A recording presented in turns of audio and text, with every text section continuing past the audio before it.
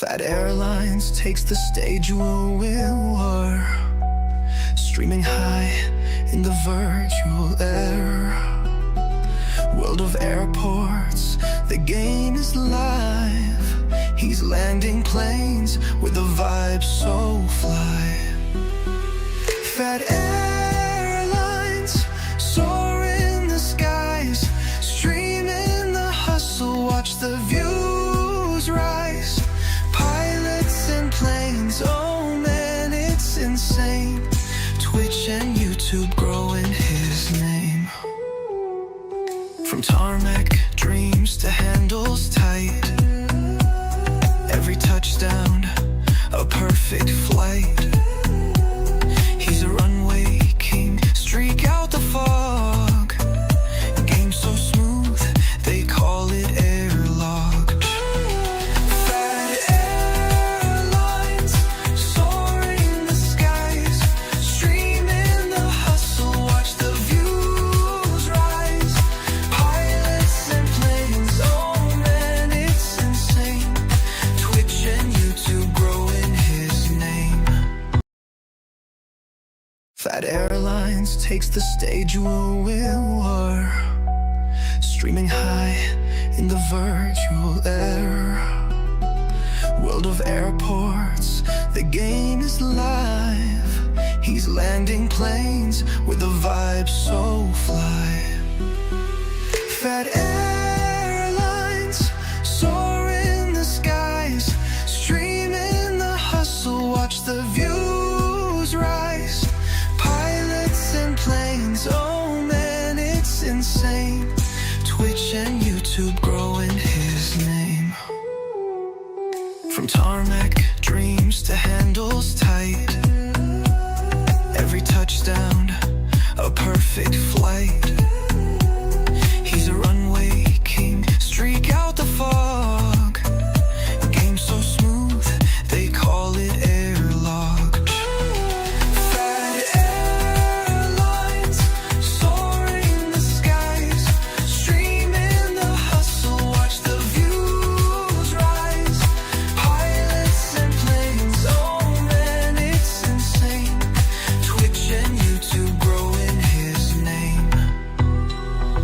Chatting with the fans, call signs loud. Leader of the fleet, yeah, he makes us proud.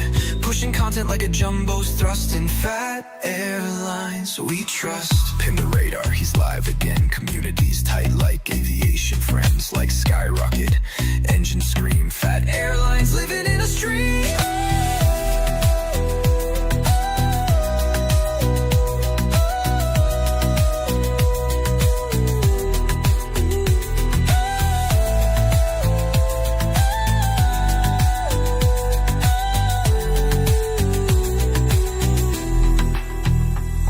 Phat Airlines takes the stage with fair lore, streaming high in the virtual air.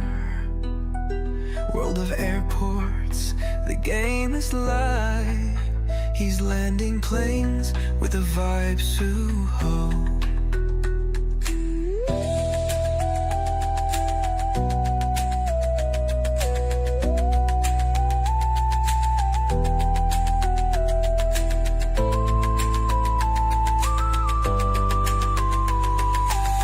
James and growing his name.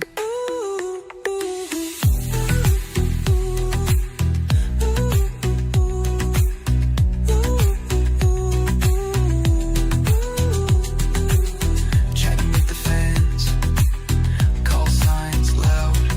Leader of the fleet, yeah, he makes us proud. Pushing content like a jumbo's thrust. In Phat Airlines we trust. Ping the radar, he's live again. Communities tight like aviation. Friends like skyrocket, engine scream. Phat Airlines living in a stream. Yo, oh snap, yo, what's up guys? This is Jeremy with Phat Airlines, and we're here for a night stream. Today's stream, we're going to be playing some Prague and some Muscat. You know, I preloaded some planes here at Prague. I didn't do that at Muscat, so we're going to spend maybe, I don't know if we're going to spend more time at Muscat or more time at Prague. Prague has some long taxi times, but like Muscat has 2 runways. So I think we'll spend, I don't know, they both got their pluses, right? Anyways, yeah. Both Prague and Muscat are like 2 newer airports for us, so we're going to be playing both of those airports, and we're going to talk some strategy. You know, I'm canceling this Saturday stream, so what that means is I'm not going to be here on Saturday, so I figured let's do a night stream, and you know, I know a lot of you guys are waiting to see Sydney, a brand new Sydney. We did unlock Sydney last time we streamed, but right now, oh, I gotta get my headphones. But right now, we're just gonna play some Prague and Muscat. Level up, because you can't make progress in your airport if you don't play it, right? And you don't level up. So yeah, that's what we're gonna do. 1 second, guys.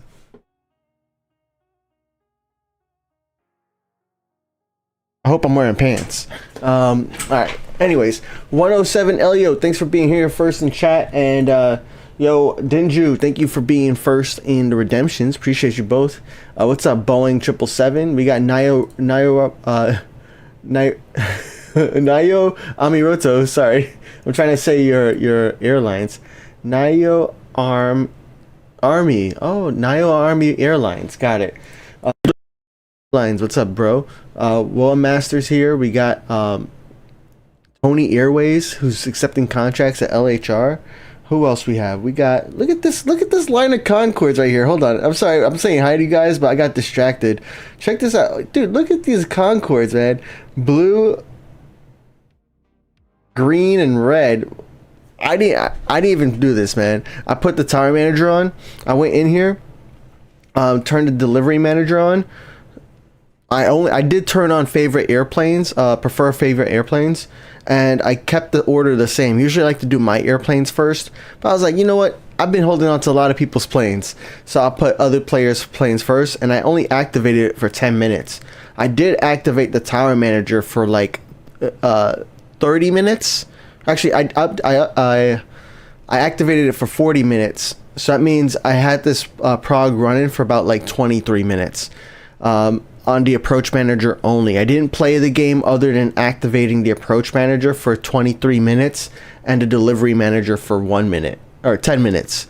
So yeah, we look at that. We got 4 Concords. We got Manika. Manika changed their username too, so that's an old one. That's an old Concorde. We got Easy's DH64. We got another Concorde here from Clean Fisher. We got Flamingo Concorde, and what's over here? Oh, well, that plane needs to push back, so let's get it. Let's clear that space, you know. And let's see, are there other planes? Yeah, there are a couple other planes that need pushback. So I guess that did also happen. You know, if planes were handling when I left last stream at Prague, it would also show up like here, like that. So they would be progressing even while I'm offline. So I guess a little bit of another advantage. But yo, what's up, guys? We got Hidden Matrix, who's watching at 3 a.m. Oh my gosh. We have Nayo, you're also from at 3 a.m. Oh my goodness. Thank you guys for being here. I know some of you guys are usually up late. Appreciate it, man. Even if you gotta lurk or go to bed, I appreciate you guys just stopping in and saying hi. Means a lot to me. Boeing, you said your local airport's IAD. Nice. Do you play IAD in the game, bro? IAD is a pretty fun airport, guys. It has 4 active runways. I don't like how many. There's not a lot of airports in the game. There's no airport right in the game right now that has 4 active runways. So IAD has 4 active runways. All of the runways are used for landing or departures, right? So it's not like Prague where you see 2 runways but only 1 is in use. IAD, you got all 4 runways you can see, and they're all in use. What else is cool about IAD? It's like the first airport you unlock that you for free at least. If you're unlocking airports for gold planes, it doesn't really count. But it's the first airport you can unlock that's like a good airport for building your fleet. You know, you can have a lot of good seaplanes in there, right? Like the A21NX, which is what I'm giving away right now on my email contracts on phatairlines.com. If you sign up today or tomorrow, I'll send you that email contract. I sent it out to everybody who already signed up, but I'm sending an A21NX from my IAD, and dude, that plane can go so many places. It can go to, you know, it can stay in the U.S., right? So it can go to San Diego. It can go to New Orleans. It can go to St. Martin, right? But not only that, but it can also cross the Atlantic. So it can go to LHR. It can go to Leipzig. It can go to Prague. It can go to Innsbruck. So like it's a pretty awesome plane. Good plane to build your fleet with at IAD. But not only that, it's also great for E and F planes. So that's, yeah, IAD. I like IAD.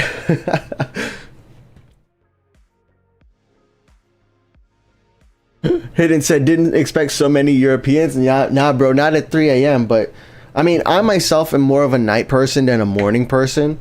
Like that's why I had to make my streams at 11 a.m. and not like earlier, because like I wake up for work at 9 a.m. but I'm not a morning person, man. Like you ask me to show up at work and be on a meeting at 9 a.m. I'm gonna be there. But I'm going to be tired, man. I'm going to be quiet, and I'm going to be listening, and I'm going to be participating only when necessary.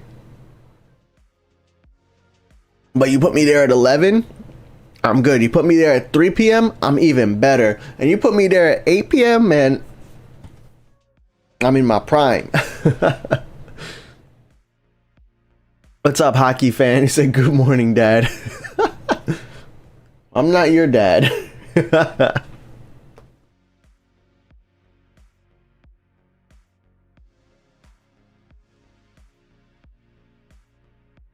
How's my day? Today's a good day. I'm a little tired. You know, having a newborn at the house is tough work. And I'm also back to working my full-time job, and I'm also, you know, still working on my side stuff, so my side business. So it's like it's a lot, but you know, we're making it work. Right, we're making it work. That's what matters. You know, we had burgers for dinner. That was delicious. I always love having burgers for dinner, and yeah, I spent some time with the kids. And then I told the wife earlier today. I was like, hey, I'm gonna do a stream from 9 to 11. And you know, probably what'll happen at 11 is I'll probably have to get off and go help, you know, if the kids are awake. You know, sometimes they wake up in the middle of the night, and then you gotta put them to bed because like somebody has to. Anyways, what's up, Amani Dad? He said, Jeremy, could you send me your planes? My username is boisterous4man102. Thanks in advance. Yeah, man. So here's the thing. I don't really send to. Well, first off, thank you, man. I appreciate it, man. I appreciate you asking. And with planes, I'm playing my stream only account right now. So on my stream only account, we actually we don't really, how do I put it? There's only a couple of ways you can get your planes here, right? Actually, one way, and that's it. Well, actually, a couple ways. Yeah, is my game freezing? That's crazy. Anyways, there's a couple ways you can get the contract with me on my. Oh, I think I know why. Hold on. All right. So yeah, there's a couple of ways. I'm gonna have to restart my card, I think. Is it skipping for you guys?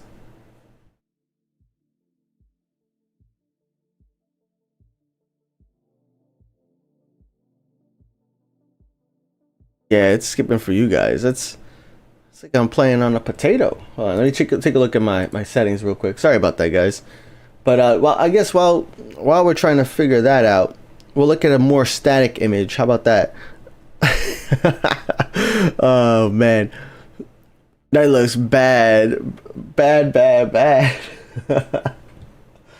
Oh my goodness. All right, time to close some windows. I've never had that happen. Oh my goodness. Anyway, what were we talking about? Oh yeah, contracts. My bad, guys. My bad, Amani Dan. I got distracted by the skipping image, which is still skipping. But yeah, with contracts, the way you get contracts with me on this account is to go on Twitch. On Twitch, we have these things.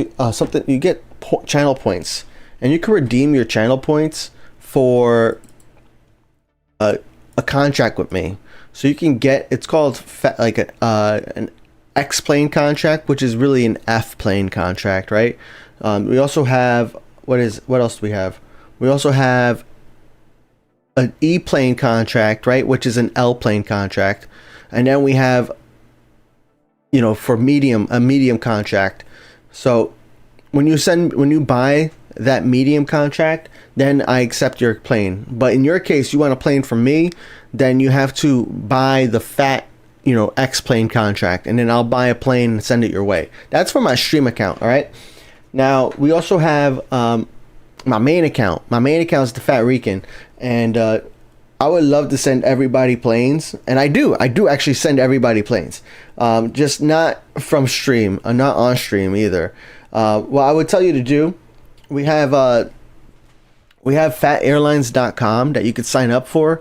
You get it's for free. You just gotta put your email address, and pretty much every once in a while, or actually what I do is I send out an email contract, and that email contract goes out to all the email subscribers. And right now we're giving away an A21NX from IAD. So if you have, or if you want it to an airport that is compatible with the A21NX, then all you got to do is reply back with your username, and then every single person, I'm telling you, every single person that responds back gets a plane. So everybody is more than welcome to get a plane from me. Now, the bad part is, well, I don't want to say bad because it's not bad, but the thing is, here's the catch. I don't run another email contract giveaway until I'm done with the currently running one, right? So if I'm giving away the A21NX, which I only accept new responses for 7 days, but like sometimes I only get like 50 responses, so that's pretty quick and easy. But like some other times I'm getting like 200 responses.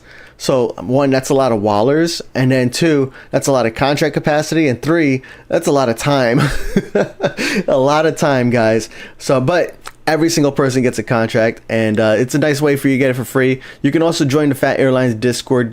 We have a contract board. If I have planes waiting and sitting, then I'll send it to you that way. I mean, I will sometimes even try to remember your name, but like, I don't think I'm gonna remember Boisterous 4Man 102, bro. I'm sorry, man. But that's such a long explanation for something you asked 10 minutes ago. I don't even know if you're still here. Oh, man. Thank you, Mike, for answering them. What's up, Mike? Nice to see you, bro. I cracked myself up. All right, let's handle some more Concords. I don't know if any of these people who who sent me these Concords are around, but I mean, a Concord. The reason why we accept Concords for free is because Concords are one of the planes that I'm gonna turn on the departure manager too. Sorry, I should have finished my thought instead of interrupting it. Anyways, Concords are one of the only only plane that travels faster in the air compared to all the other planes in the game.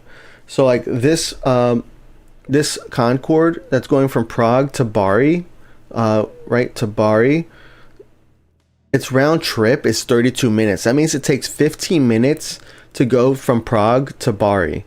All right, and then if we do we have any other planes that are coming from Bari? So yeah, here are some planes coming from Bari, right? And that's a 50-minute round trip. Now, it's not terrible. I mean, it's only 20 minutes faster. But like when you start to deal with longer distances, that makes such a big difference. So we have here from LHR, which is kind of close. It's not far away. 32 minutes on the Concorde. We got this Concorde coming from St. Martin, which is a 2-hour round trip. I mean, any other plane coming from St. Martin, I think it's going to take like, what, 4 hours or more. Do I have any other planes from St. Martin? Probably not. Not too many people play St. Martin with larger planes. And if you have St. Martin, you know why, or if you've seen it. Anyways, yeah, that's why we accept Concords for free. It's just faster for everybody, for me, and I only stream like once a week right now, so yeah. Oh, Hidden, you got off work at midnight, so you haven't gotten sleep yet. My next shift is in 9 hours. Oof, 9 hours. That's too close. I used to do that, bro. And for all you guys joining now, sorry, I'm like 10 minutes behind in chat. I'm gonna catch up, I promise. Just letting you know. But yeah, so what's it called? Oh yeah, I used to work those 9 hour, like some shifts with a few hours in between, and man, they are rough. You know, first off, I'm not a morning person, so like when I'm getting off like my shift that ends at midnight, I'm feeling good, right? It's like, okay, this is like a good day of work. I got my best work done from 3 to midnight. I'm good. But then I have to go to work at 9 a.m. afterwards. Like, no, thank you. Oh my gosh, it's like, oh. But it was always nice though when it was followed by like a long break. If I had to do that where I have to work 3 to midnight and then I worked 9 to 5, and then I had like almost something, it felt like 2.5 days off, or maybe sometimes even felt like 3 days off, then that would be worth it. Mike, you disassembled and reassembled a laptop. Nice. What's up, Flybird? It says, Phat, I got poor today in real life because my burnout and depression. I'm trying to change my life. I became a volunteer for Red Cross and worked as salesman. Nice. Well, not nice about the depression, man, but you know, find something that you enjoy. You know, I'm sure your volunteering is gonna help you out, man. But I wish the best for you, bro. Really do. Didn't use 1 hour behind me. Okay, nice. Tony Airways, it's he's Pacific time. He's 6:08 p.m. At this point, do more PowerPoint presentation for more FPS. Yeah. That's funny. I wish I saw that live. I was too busy talking to everybody before. That's funny, bro. One FPS takeoff. Oh my gosh. Yeah, I had a Twitch stream running in the background. Don't worry, I wasn't watching my own Twitch stream. I was watching somebody else, and I was like, oh, just keep it in the background. I'll be lurking. But then like that takes up resources on my computer. And that's, I think, what happened. I turned that off, and I turned off another gaming tab, and everything went up to normal. Rick said, are you still going to send me an X-Plane contract? Yeah, it's still saved in here, bro. It still says Phat X-Plane contract from Rick Rashid. What's up, bro, by the way? Nice to see you. Yeah. I have that still in here. And I'm saving that for when we get to Sydney. I know that one's for Sydney, so I'm definitely going to buy that for you. It's probably going to be like the first X-Plane that lands, as long as you let me know that you're here when we're streaming that airport. You know, if you don't tell me you're here, then that's going to be it's going to be a little hard for me to justify, you know, justify buying that plane first and not last, you know? Because otherwise, if I buy it first and you're not here, what's going to happen, this is the part I really don't like about World of Airports right now, is that when I buy this X-Plane for Rick Rashid, because he redeemed it and I still owe him one. So I buy the X-Plane, I have to wait for it, I have to get it to land, and then once it lands, I have to assign it a person, right? A gamer, a username, or assign it a destination. And if he's not here to accept it quickly, then that plane is going to be occupying one of my only X gates that I'm going to have at a brand new airport, and that's just going to be a huge waste of space. So that's why he's going last if he's not here. No offense to you, bro. Just talking strategy, you know. You can't be having your F gate completely occupied by a plane that's waiting for acceptance.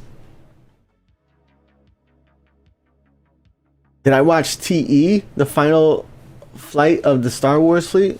Nah, I didn't. Oh, the final flight. Gotcha. No, I heard about it, didn't watch it. Nah.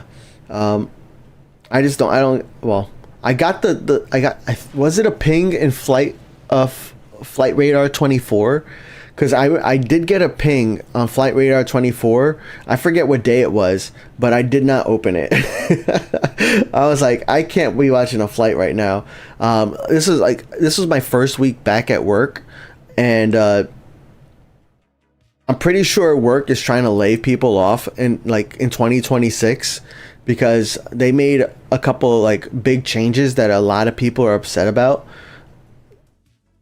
And I'm not going to go into much more detail because I don't want to like expose where I work.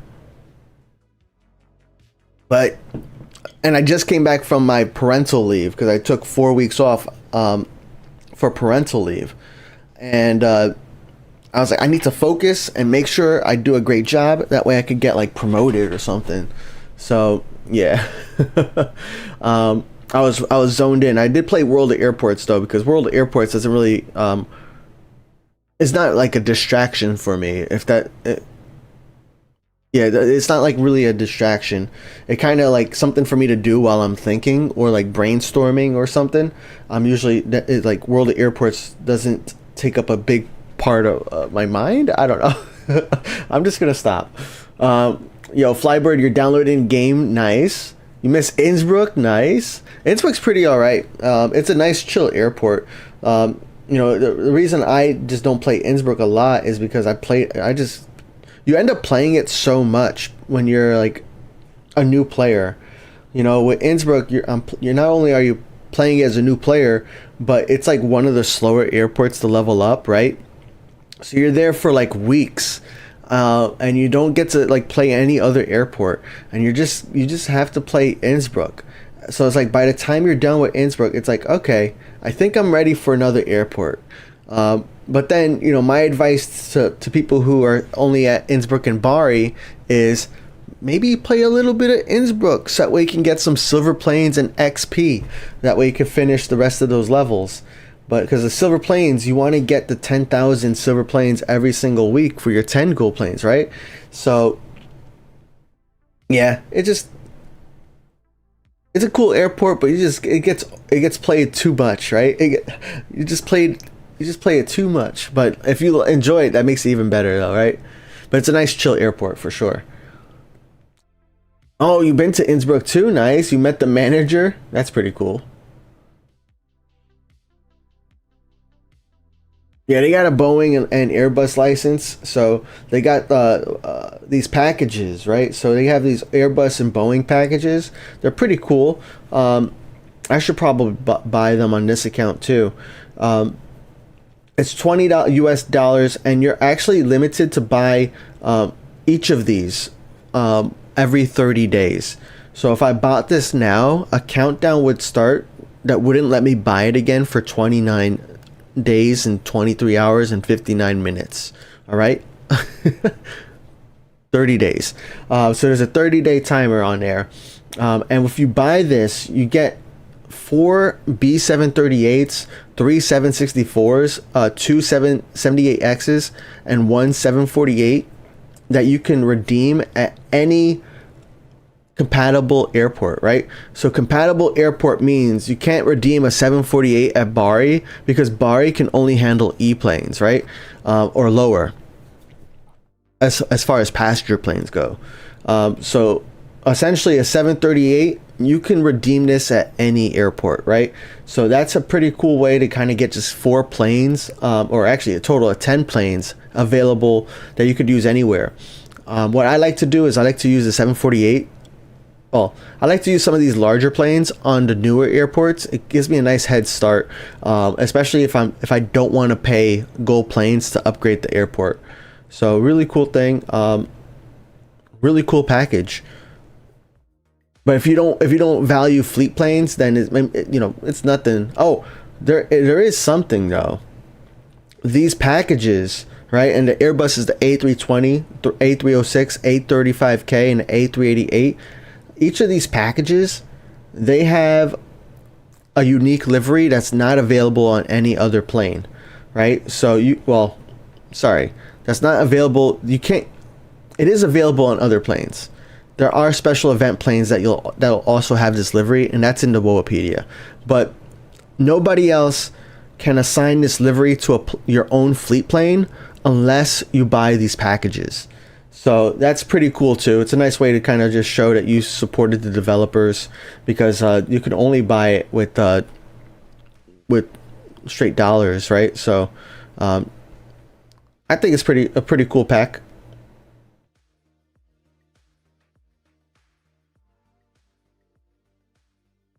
All right, let's keep landing planes or assigning planes. Meek Raven or Brownsville open another Concord. Love to see it. Okay, no favorited planes need to look any. They don't need attention.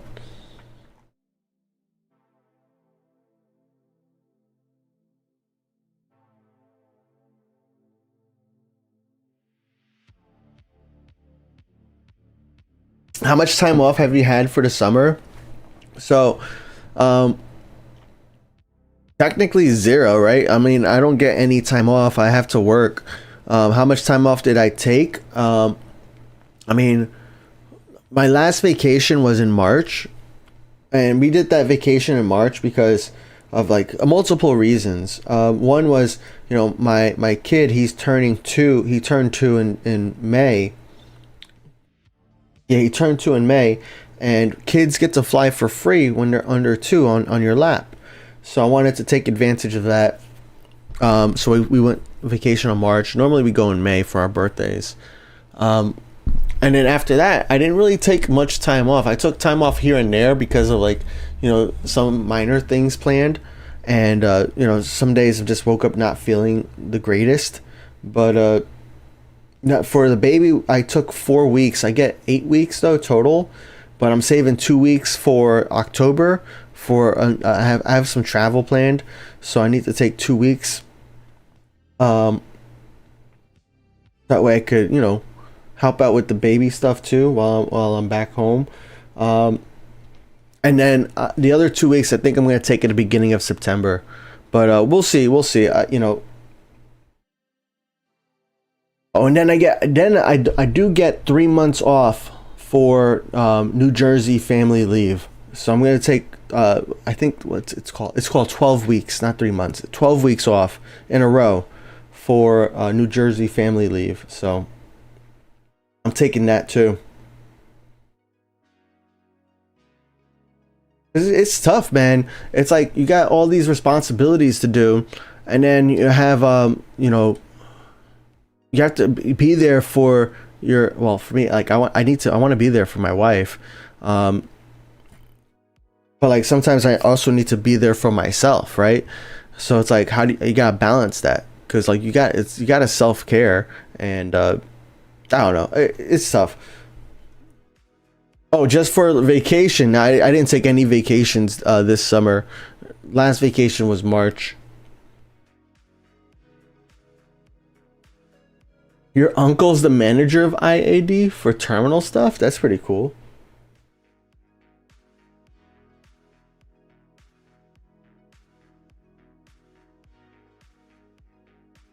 Yeah, we're starting to get a little bit of a queue over here. Look at this queue.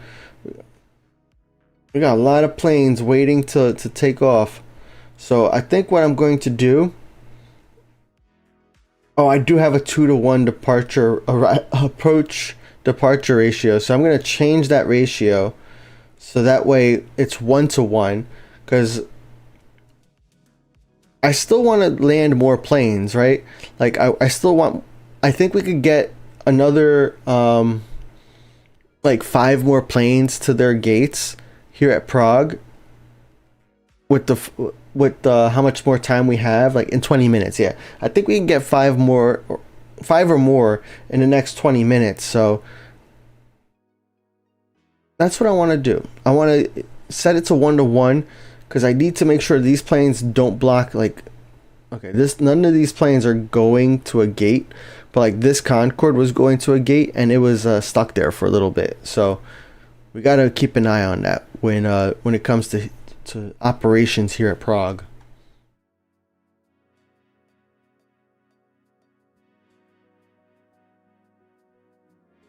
No, didn't you say the first time I played WoA, you got 4 gold planes and you didn't know Bari was free? I thought that the Bari Tower at the level section in Innsbruck was a skin, and I spent the 4 gold planes unlocking Bari. Oh no, yeah, that's it feels bad, man, because like that's probably the way it could look. I mean, it looks different now, right? And World of Airports does a better job now of telling you that you can buy this airport for gold planes, or you can level up at the previous airport, and it even tells you what level you need to reach. And then over here, let's see if it looks like a skin. I don't think it does, but I want to, I can't remember. Yeah, it says Airport Washington claim. So I don't think it really looks like a skin anymore either. But yeah, back in the day, it totally could have looked that way. I could see that. That stinks, man. But I'm sure now you're getting plenty of gold planes. You're getting at least 17 a week, right? Not like, but those 4 in the beginning is like, oh no, I needed those. I needed those. Oh man.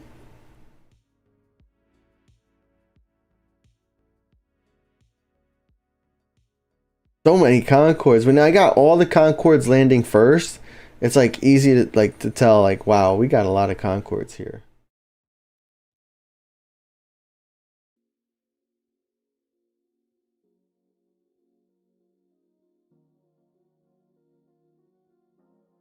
Mike says, started blocking out my PTO for the rest of the year. After mid-September, I won't work a 5-day week until January. Nice. I know a lot of my my coworkers are doing the same, but mainly because they are like pretty much maxed out on vacation time, which I think is crazy. Maybe I just have a different mindset than a lot of these people, and I still get good work done. Like, don't get me wrong, but like, I don't know, some of these people have their vacation time, and we get what, like 6, depending upon how long you work there, you get anywhere from 3 to like 8 weeks of vacation per year. I think 8 might be, no, I don't think 8 is a number for vacation time. Anyways, it's anywhere between 3 and 8. All right. It depends on how long you've worked there, right? So I have 6, and with 6 years of 6 weeks of vacation, in order for me to carry over like more time to the next year, like they only let you carry over 150%, right? So that means you're only allowed to carry over what, 9, but no, that's not even 50%. You're only allowed to carry over 3 weeks. So it's like, but these people are carrying it over like constantly. I'm like, why don't you take some time for yourself and your family? But I guess some people just really love their work. I mean, you could love your work too, but like, I mean, I always take my paid vacations. I always take my paid time off. The benefit, right, that you earn. Not everybody gets it. Not everybody gets paid time off. It's like having health insurance and not using it. Maybe not, because health insurance got a deductible. Paid time off, you don't got a deductible. Oh man. Yo, I love to see you guys working with each other and contracting with each other. I know, I see here Hockey Fan and Rick Rashid. Looks like you guys got a contract. Nice. I know, yeah, I use my pay time off, man. Nayo Amiroto, thank you for being here, bro. You have a great night. Have a great rest.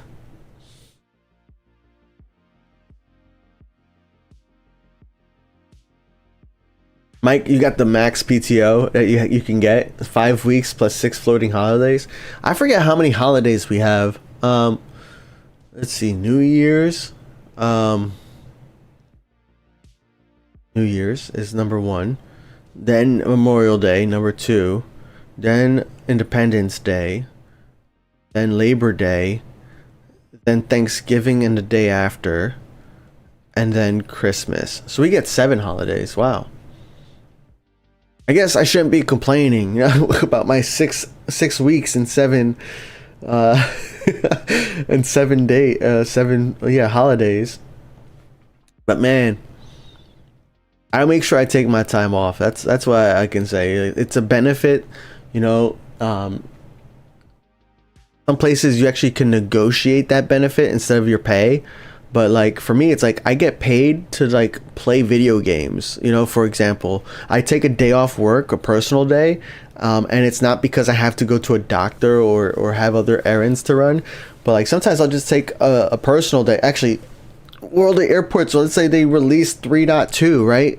Which, hold on, we should probably look at the forum, because I think there was a post on the forum about 3.2. Where was it? It was in what, new content? Liveries? 3.2.0 new liveries? Check this out, right? 3.2.0 is probably kind of close. I don't know how close, but it's probably kind of close, because they're posting about new liveries, all right? So when 3.2.0 comes out, I'm probably going to use some paid time off. I'm going to get paid to stream, which I guess, whatever, I kind of do with ads and stuff. But anyways, I'm going to be paid by my job to play video games, which is a nice feeling. But yeah, check this out, right? We got an A21NY coming in the game.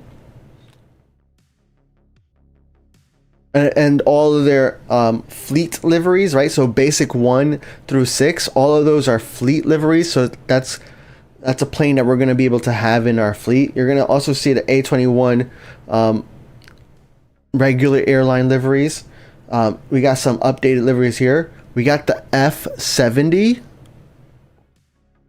basic 1 through 6. So that means that this is also a player controlled fleet livery, right? Or plane, I should say. It's a player controlled plane. So that's going to be pretty cool. And of course, the F70, you know, regular airline liveries. You got the F100 with the liveries. Let's go. And the airline liveries. So this is going to be part of your fleet, the F100. So pretty cool. Pretty cool. I forget. Oh yeah. So when that update comes out, I'm probably gonna use some paid time off. That's been what my paid time off has been like lately. You know, we had the vacation in March, but then after that, it's been like just here and there, like days. Sometimes it's nice to use them from here, like days here and there, but they go by quick when you're using them like here and there. I like using them for vacation because it's like I feel like I'm actually get to like relax and disconnect.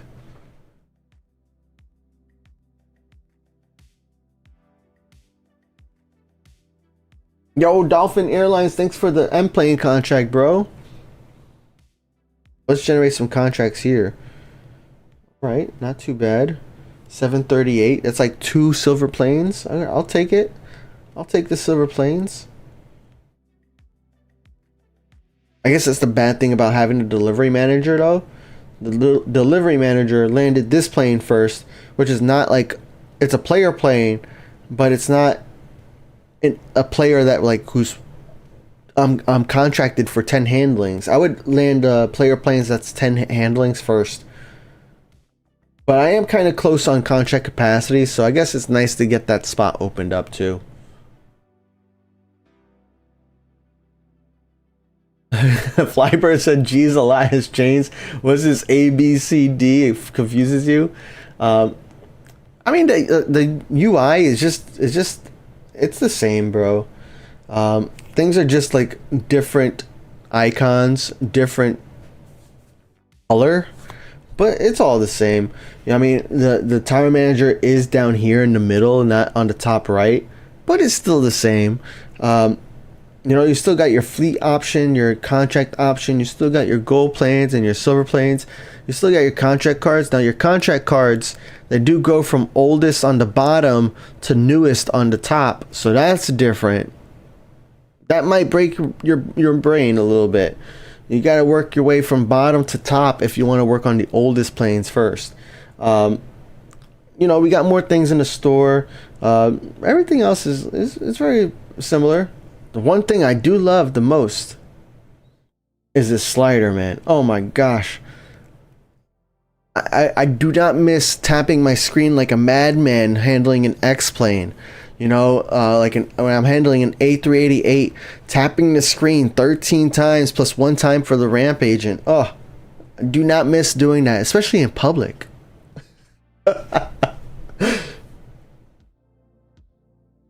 Mike said the problem with carryover paid time off is that you still have to use the same amount you earn the next year. It's only a benefit the first time you do it. That is true. That is so true. Because like I guess that's how it gets out of control.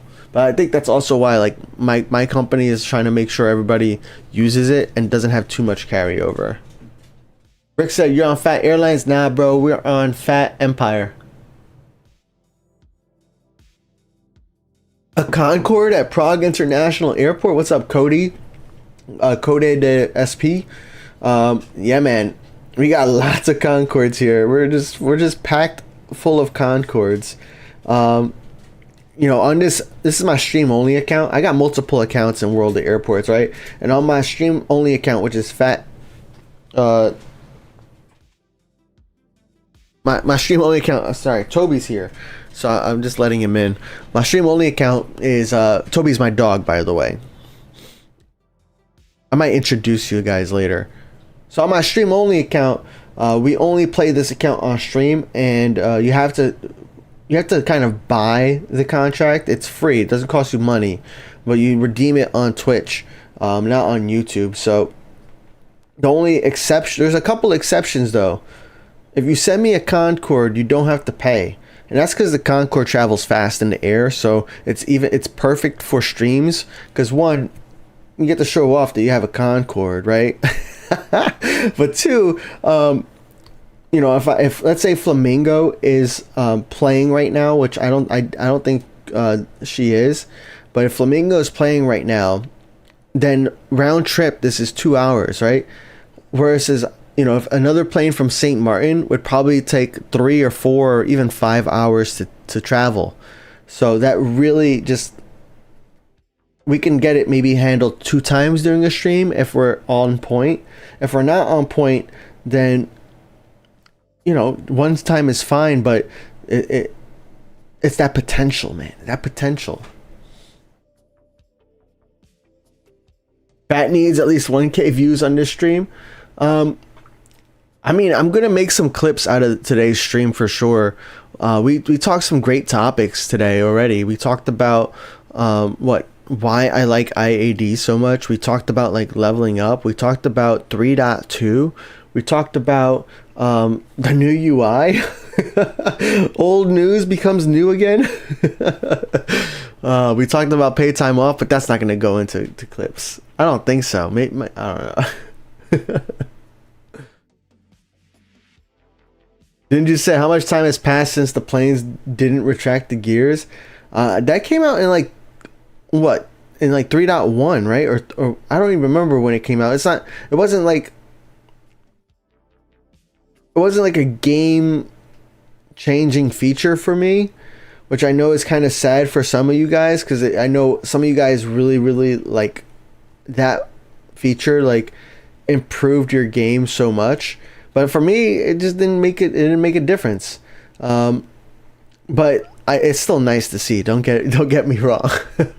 So it's not something I just remember like that. My bad.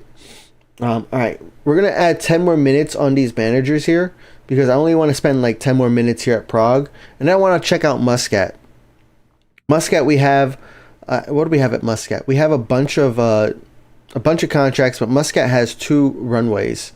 So we can probably get also a bunch of planes on the ground, even though we didn't like preload them.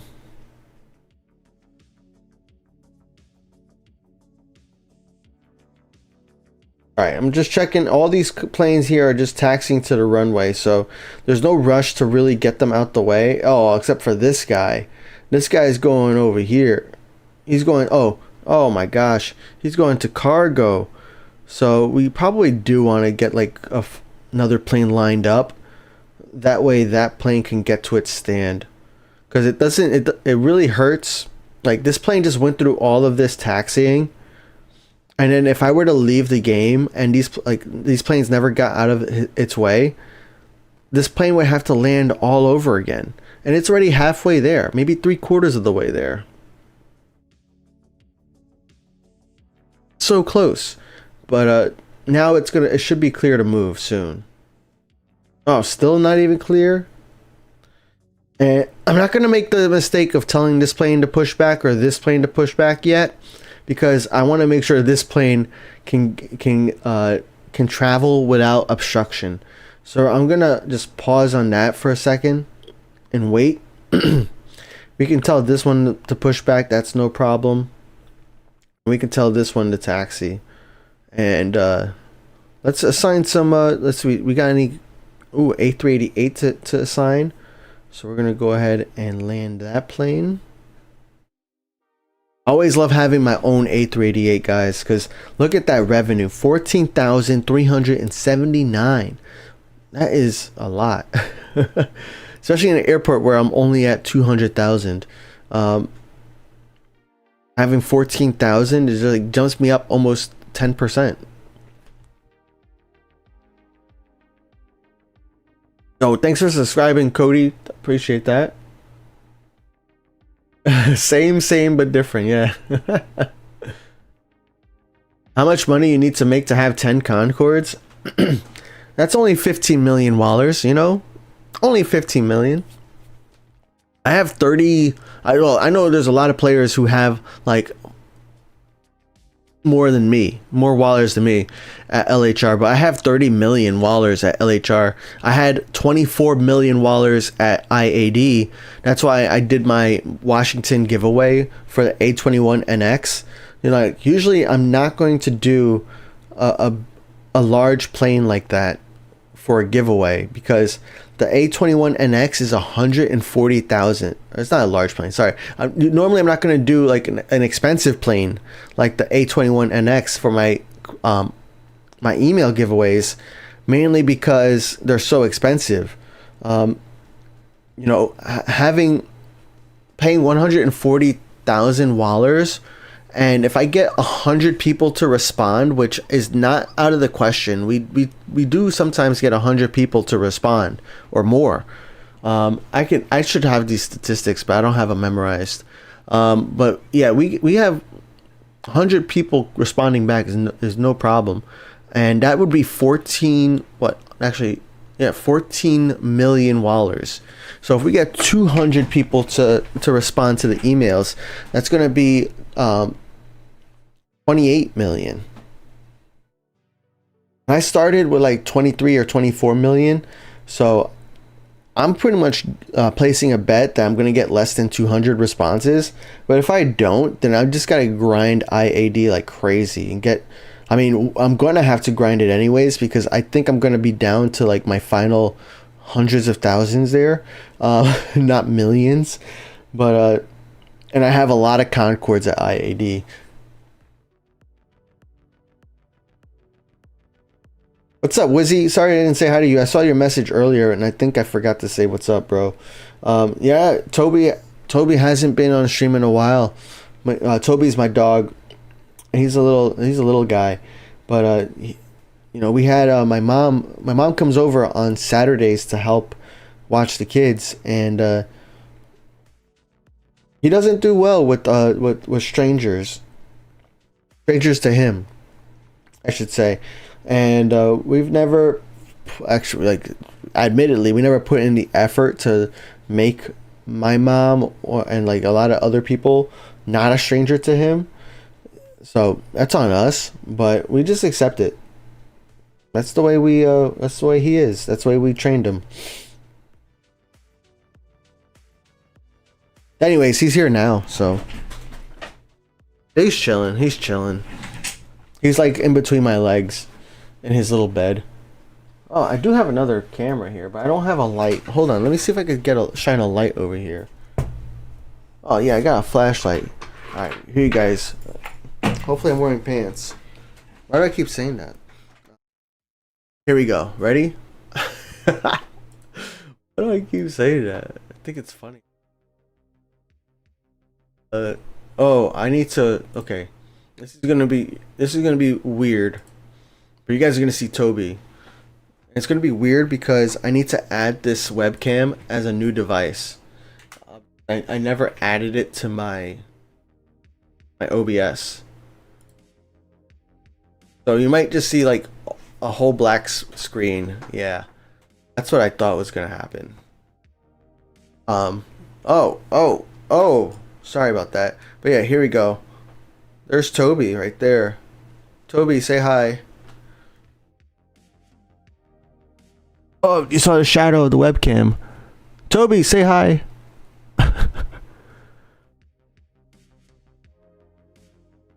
There's Toby. Oh. I turn that off.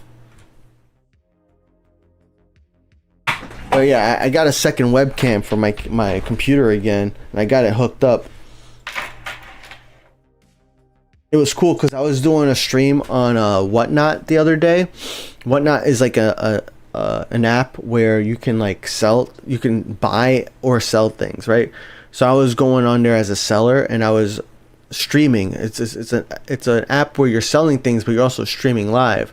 So I set up my second camera, and that way I could show the product, but also still show my face. Because I think it makes a difference, like when you know who you're talking to. You know, I like streamers who show their face. I like knowing who is speaking. So that's why even on work calls, I try to like go on camera a lot more now, because like, I mean that, you know, I that's what I like to see when I'm listening to people. Not that I'm looking at them all the time, but I was like, oh yeah, that's what you look like. Thanks for the reminder, you know? Oh, I'm here touching pushback, and I forgot about this plane that needed to go, but it's already there, so we're good. But yeah, sometimes I make that mistake where I forget that I had a strategy going on, and then I see yellow, and yellow buttons. I'm like, I must push that yellow button right now. Oh, okay, we got some X stands available. We're going to land Flamingo first because they're at 7 out of 10. And then we're going to land Adam Cack next, who's at 3 out of 10. But they're hearted.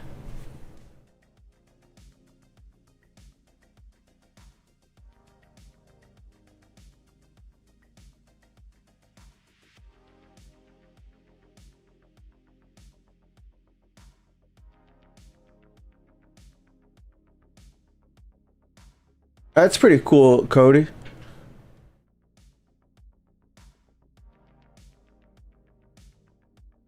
Didn't you say about the A380? The maintenance is also expensive. Is that about the A380? But yeah, the maintenance is definitely expensive. But I mean, it's only 2 flights, man. Is it really that expensive if it only costs you 2 flights for maintenance? You know? I don't know. I don't think so. Maybe. Because that means that's like 10% of your flights, right? Or 20%, 15% of your flights. Your flight time is just so you can maintain it. But like, it's just a tax, you know? Don't like tax. All right, let's see what other planes we're gonna land next. So I'm gonna land these planes as well that are at 0 out of 10. Because although I do very much love landing planes that are close to finishing, I also hate to have people waiting a long time for their planes to arrive. I don't remember when was the last time we played Prague. I don't know when the last time we played Prague was, but it has definitely been a while. So I'm gonna at least assign it the gate, so that way it can get to the gate next time, even if we might not have time to land it. Because I do still want to go to what's that airport called? Muscat. Yo, what's up, Cookie Cooker? We just landed one of your planes a few minutes ago. Where'd it go? Oh, maybe it left. It was like your gold AT-76. Not that one. Yeah, we just saw it a few minutes ago. But what's up, man? Nice to see you. Hope you're doing all right.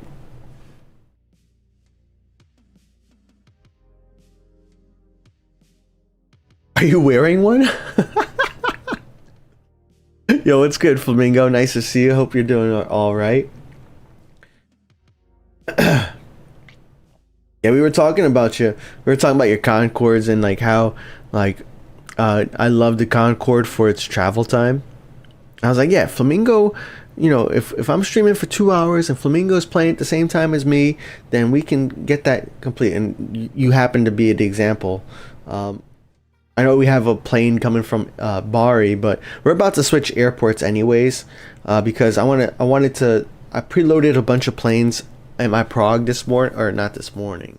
Like, I'm so used to streaming in the morning, but I preloaded a bunch of planes to the airport before stream today, so that way we had a lot of planes on the ground. Because man, these taxi times are brutal.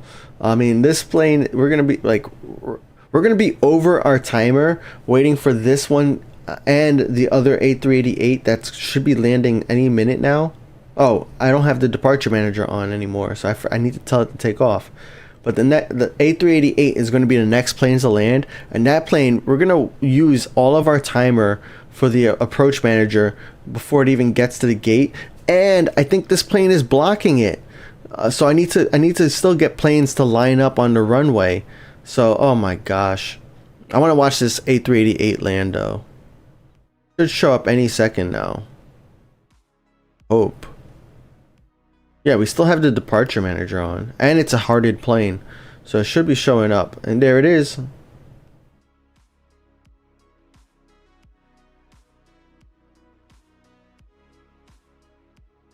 Oh, you're not seeing him on YouTube. That's where you guys can watch the replay. I guess we're gonna have to see Toby again. Give me a second here though, because I forgot I have the same camera views on both, but how do I word this? I have the same camera views, but I have them on two different streams, so I need to add the camera onto both streams, and I forgot to do that. Let's get... Okay, I see what I'm doing. I'm getting there, guys. We're gonna get a dose of of sleeping Toby again. Alright. One, I need my flashlight. I got my flashlight. It's dark down there. He's sleeping, you know? I got my webcam. Okay. Hopefully that's a good view. I gotta add this to YouTube. Oh! Those are my legs. There's Toby. Oh, now you guys on Twitch can't see Toby though. Here you go. There's Toby. Toby's my dog. He's a little Chihuahua German Shepherd mix. He's a pretty cool dog. He's chilling right now. He's just sleeping, or trying to. Now I'm gonna get in his face. Okay, you can't even tell when I'm that close as a dog. But that's Toby right there. Those are my wires. You see my wires? Pretty cool. And I got another bed right here for Toby. So he has two choices of beds. He usually does this one. This one's like more his size, you know. But yeah, Toby used to join us on streams often. I think he got used to me talking to myself, or I am kind of talking to myself, but like I'm talking to you guys too. But yeah, I think he got used to me talking to myself, so now he doesn't join me as much. But yeah, that's Toby. Rick Rashid, you have a 160 handling crew at your LHR. Nice. I forget how much I have, but it's definitely, I think it's like maybe triple that amount. Yeah, I keep buying more more and more handling crew at LHR because of the way I play LHR, right?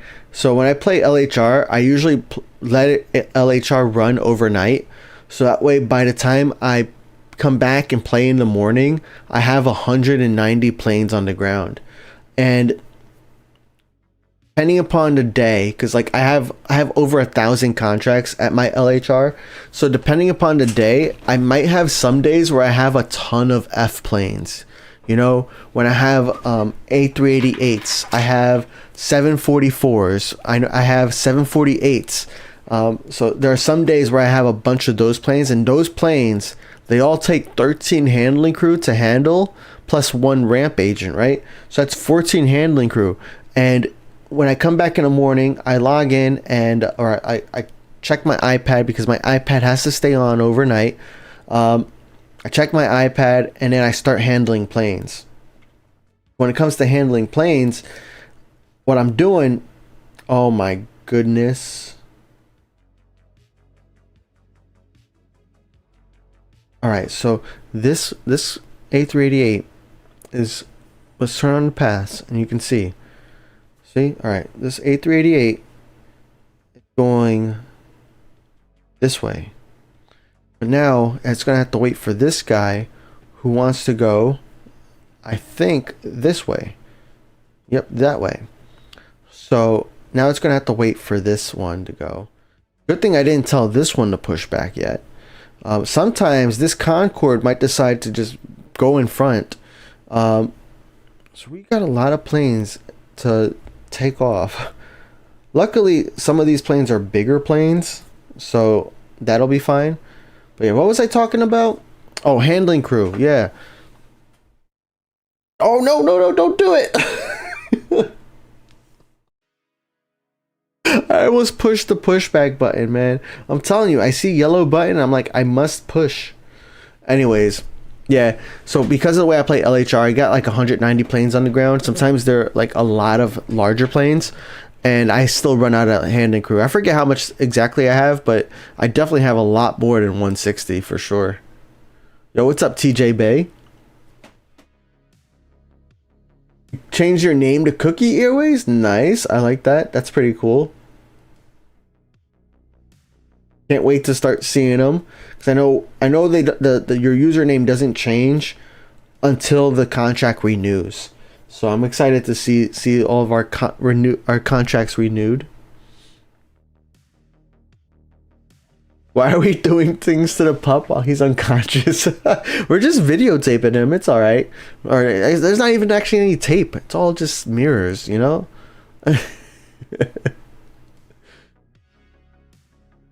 Yo, good night, Mike. You're probably in bed already, but appreciate it, man. Thanks for hopping in.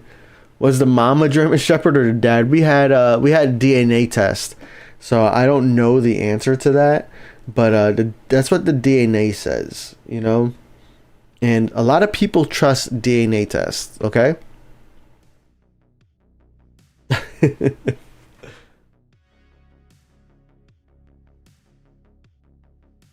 Mike has 300 handling crew at LHR. Nice. So that means I probably have like almost 500 handling crew, because you can only, like, if you want to buy handling crew, you're only allowed to buy 5 or 6. So you can buy extra handling crew that are permanently added to your airport. You can buy 5 for 45 gold planes. That's kind of expensive. Actually, this is very expensive. Or you could buy 10. Sorry, you could buy 1 for 10 gold planes, and they're permanent. That's the good thing, is like it's not like the free 3 that you claim here for only 2 hours, or the ones that you claim for silver planes for only 1 hour or 4 hours. They're permanent, but there's still a cooldown on the purchase. It's a 24-hour cooldown. It's on each airport, but essentially you have to log in and decide, do you want to pay 45 gold planes every single day? And then if we look at the price of golden airplanes, you know, 45 gold planes is like $15. For me, I do it mainly because I stream, and I promise a lot of you guys contracts, and the only way I can get through a ton of contracts at once is if I have enough handling crew, because if you have more handling crew, you can handle more planes at once, right? So for me, it's kind of worth it. For you, it's about like what you do on your time, right? Do you want to quickly go through more airports? Do you want to support the developers, right? That's another thing. I'm about supporting the developers. I mean, that's why I make videos too. So, excuse me, I'm getting parched. So yeah, support. Like, I like to buy things on, especially free games like Rocket League. I have no problem buying the currency. I forget what it's called, but I buy the currency in that game so I can buy like the season pass and stuff. No problem with that. I have no problem buying with World of Airports. Games that I really enjoy playing, I want to see them, continue to exist. I want to see them thrive, that way we can keep getting more updates. And I know not everybody is capable of doing that, right? You don't have extra money to spend, but I do. It's in my budget. I have a gaming budget, right? Gaming is important to me. So, yeah, I buy things on games that I enjoy. But yeah, that's another cool thing about World of Airports too, though. Like, you don't need to buy a single thing in this game ever, and you can still have a blast, a great time. You don't get any ads in your face. You don't get any any forced ads. You don't. Yeah, it's a very good free to play game. That's definitely underrated for how free it is. You don't get any ads. You can unlock a Concord for free. You got to be really dedicated, right? You got to play for two years, for 2 years, and you have to be able to like pretty much play every single day. But you can unlock a Concord for free in 2 years if you work towards it. And a Concord is 1,000 gold planes. All right. So what other game is going to give you the premium currency 100% for free? It's such a rarity nowadays. I understand. I mean, in the past it was even better, but even for like where it's at now, it's still leagues better than a lot of free games that I've played or checked out.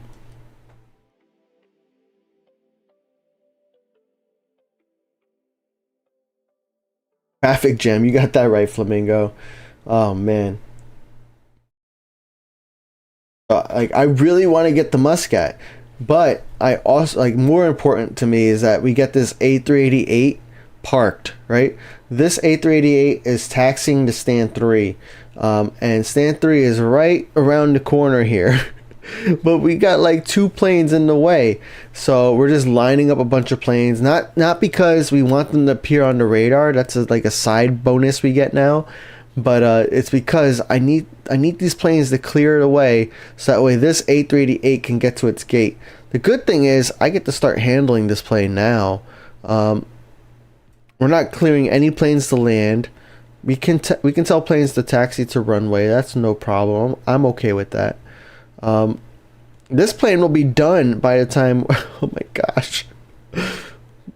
And I keep forgetting I don't have the departure manager turned on, so I need to keep checking it manually. I'm not good at that.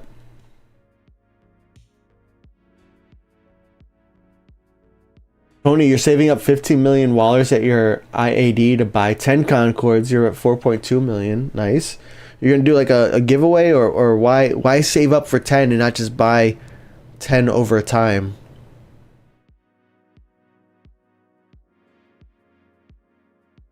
When we go to Muscat, as soon as this A388 parks, I don't think any of these other planes are. Oh, this one's taxiing to stand 2. Dang it. This one actually could clear net after we take off one more plane. We just got, yep. I think once we tell this plane to line up, the AN-22 here can also get to its stand. But yeah, this is something you like. I only check it because of, like, I know how long the taxi time is, and I always, like, when I remember like when I come back in and I forget, because like if you go back to main menu right now, these two planes here that are taxiing still technically, this one just parked, so that one's no longer taxiing, but this plane that's taxiing, if I were to go to main menu right now, even though it's like seconds away from its stand, if I were to go back to main menu right now, that plane would have to land all over again. And it would have to follow its path all over again, which is just so unfortunate. I mean, look at that path. It goes from here and it goes all the way here, and it's not a Ferrari. It's an airplane. It's going very slow on the ground. It doesn't move fast on the ground. So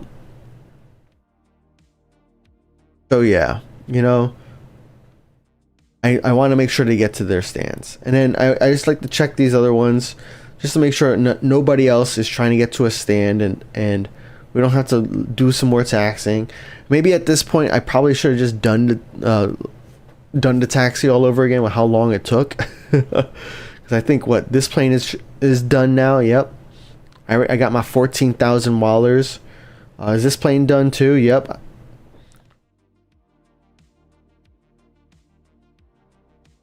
Pushback, that's good. That one can line up, and I can even start handling this one. Wow. And I guess now I'm also waiting for this plane to tell me I'm cleared for pushback. That way I could get another handling out of this, right? This is what I do sometimes before I like leave an airport when I'm playing my main account. I'm looking around, and sometimes I just gotta call it quits at a certain time. Like there's another plane over here that finished, you know, but these are computer controlled planes, so that they're gonna get completed like anyways. So yeah. Oh, there's a special arrival at Bari, so I'm gonna go there real quick to accept it. All right. I always want to get that Wowipedia entry, and even if I don't need it as a Wowipedia entry, it's still usually 5 silver planes and 10 silver planes and 5 XP. So especially on an airport where I'm still leveling up, 5 XP for one handling is like free money. No planes at Innsbruck. Oh, we got an arrival at San Diego, so we're gonna go there too. Even though I can't tell you the last time I played San Diego. Maybe if we do another midweek stream this week, we'll do some San Diego. But we'll go ahead and accept that one. We're kind of running low on contract capacity too. Then we got Sydney. We're not playing Sydney either, but we got a special arrival at Sydney, so we're gonna go ahead and accept that special arrival too. And then now we get to go to Muscat. I'm excited for Muscat. Muscat well, we got like 45 minutes at Muscat because I do want to make sure I end the stream somewhat on time. So yeah, we're gonna do 50 minutes of approach manager, and let's take a look for hearted planes. We're gonna land the Concords first, and what I want to do, I don't know. Oh, we don't got a lot of wallers either. This is like a brand new airport. Wow, level 6. I didn't spend any I spent all my wallers on unlocking stands. That's what I did here. You see here I have like this A stand is unlocked, A is unlocked over here, only A is over here. I did that so I can get more contract capacity and more handling crew. So we're gonna do let's do Flamingo because she's here. Let's do Hammy. Oh, here's another Flamingo. Perfect. But what I wanted to do is I wanted to do a Concorde on this side, because this side will land, the Concorde or the plane will land over here. Where'd it go? Oh, there's other planes queued to land. But that's no problem. And then I want to park a Concorde over here. But I also don't have a stand available. So I could still assign it right here. But I'm going to assign Hammies real quick. And then what we got to do is just keep an eye out and try to make sure we're bouncing between both sides for assigning those hearted planes. All right, I'm done with the mouse for now. Get away. It's only 59 weeks? Oh my gosh. I was just doing 50 times 20, right? Because I know there's 52 weeks in a year. But I was just doing 50. Easy math, right? Because 5 times 2 20. There's not you can't get 20 gold planes per week. So that math still doesn't make sense. Unless, yeah, it does make sense, right? Because, no, it doesn't make sense. Anyways, yeah, I was doing 15 times, or 50 times 20, when I really should have been doing like 50 times 15. Anyways, don't matter, whatever.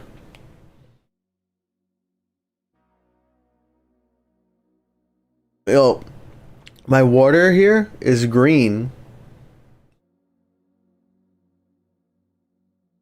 Right, it's like transparent, but not. Like the top part, I drank it, so it is transparent, or you know?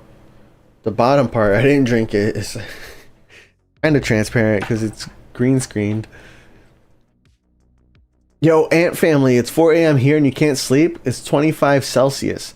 25 Celsius, isn't that like 86 Fahrenheit? Let me double check that real quick. 25 Celsius to Fahrenheit. Sorry, I'm American. Oh, that's 77. I guess that's kind of warm inside the house. Yeah, outside that's like perfect temperature, bro. I'm Puerto Rican though. Oh, moist rate of 90%. Okay, that's where I would be dying too. It's like you're in a sauna. Okay. Sometimes I need to read the entire sentence, you know? What mouse are you using? So I use the Swiftpoint ProPoint. Right now I'm using my Swiftpoint Z, which is oh man, hold on. Kind of stuck, so I'm trying to bring it up. Yeah, I can't. I'm using my Swiftpoint Z, which is attached to my iPad hub, but yeah. Swiftpoint, exclamation point, Swiftpoint. They're not a sponsor of the channel, but I do have an affiliate link where you could save some money by buying a Swiftpoint mouse. They have a nice travel mouse, the ProPoint, which is currently in my bag because I'm going to the office tomorrow, and I like to use my ProPoint when I'm traveling. And then what else? I like their gaming mouse because there's so many different buttons you could use, and it's not just like for gaming. You could also use it for like apps, right? Like if you use Word, you know, or Google Docs, you can use each of those buttons for copying, cutting, or pasting, right? You could set macros on it. It's a pretty amazing mouse.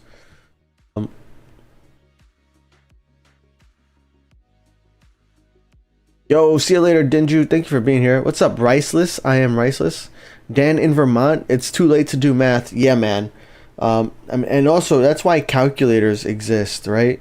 I should just whip one out, but I mean, we all have a calculator in our pockets. Well, most of the times, right? Do I need 1.57k wallers in addition when unlocking the Concord the first time? Yeah. Oh, you need, yeah, you definitely do. That's okay. That's actually a good point too, because we were talking about how you only need 1,000 gold planes, but yeah, it's not that simple. Oh man, because 1,000 gold planes is not simple, but that's why I'm laughing about it. But you also need 1.57 million wallers in order to unlock the plane for the first time. So that's another thing that they introduced, I think in 3.0, right? Or was that in 2.0? But it's another thing that used to not be the case. I think it was 2.0. Like in the past, you could unlock a plane for just the gold planes. You didn't have to buy the plane for the first time in order to unlock it. But now you have to buy the plane in order to unlock it. So your first purchase of a Concord, you need 1,000 gold planes plus 1.57 million wallers. Good point, Flamingo. Peace out, Rick Rashid. Thank you guys for hopping in. Even if you guys are lurking or you're just popping in to say hi, you know, coming in for a quick stream, or just, you know, seeing what's going on. That's cool. I did mean to add a channel point redemption for lurking. I'm gonna it's gonna be in my title on Twitch when we have that up and running. But like I want people to be able to like silently notify me that they're watching.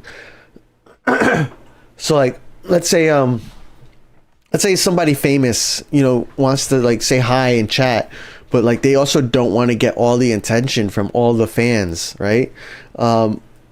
They can just, you know, pop in, do a channel point redemption that says lurking, and then I know that they were here, but all the fans, they wouldn't know. But they could pop out and say, you know, say hi and chat whenever they feel like it. But they know their fans are gonna just, you know, bombard them. Just hanging out, yeah. I appreciate it, bro. Yo, another thing too, I sent out an email on my phatairlines.com newsletter about this, but what we're doing with the Phat Airlines newsletter is we're actually I was supposed to write a guide tonight, but instead I went live. But every night I'm gonna attempt to write a new World of Airports guide. It's gonna be like a short, like maybe 3 to 6 paragraph, you know, guide. But I'm challenging myself to write a little guide for different parts of World of Airports, right? Because people will ask usually like the same questions. That's the whole point of me starting my channel in the first place, was people asking like the same questions over and over and giving them a quick way to get the response there. But some of these questions, you know, people don't want to watch a video, so I'm just trying to like practice my writing ability, and I'm going to do that through email. So if you guys really like the guide or don't like it, a guide, let me know so I can like keep that feedback in mind, because eventually we're going to put guides on the Phat Airlines website for World of Airports. And we might also do other games too, but right now, you know, still World of Airports. Oh, Flamingo, you're buying a Swiftpoint right now? Nice. Yeah, Swiftpoint's pretty cool. I have 2 of their Z2 mouse. Actually, let me grab my box.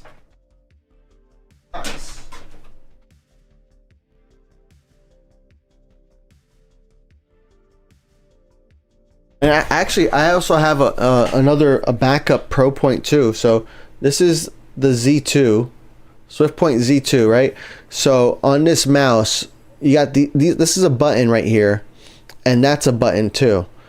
And this button, you can push it, and you can even pull it, right? So you can pull that button, so that way you can do different actions with it, right?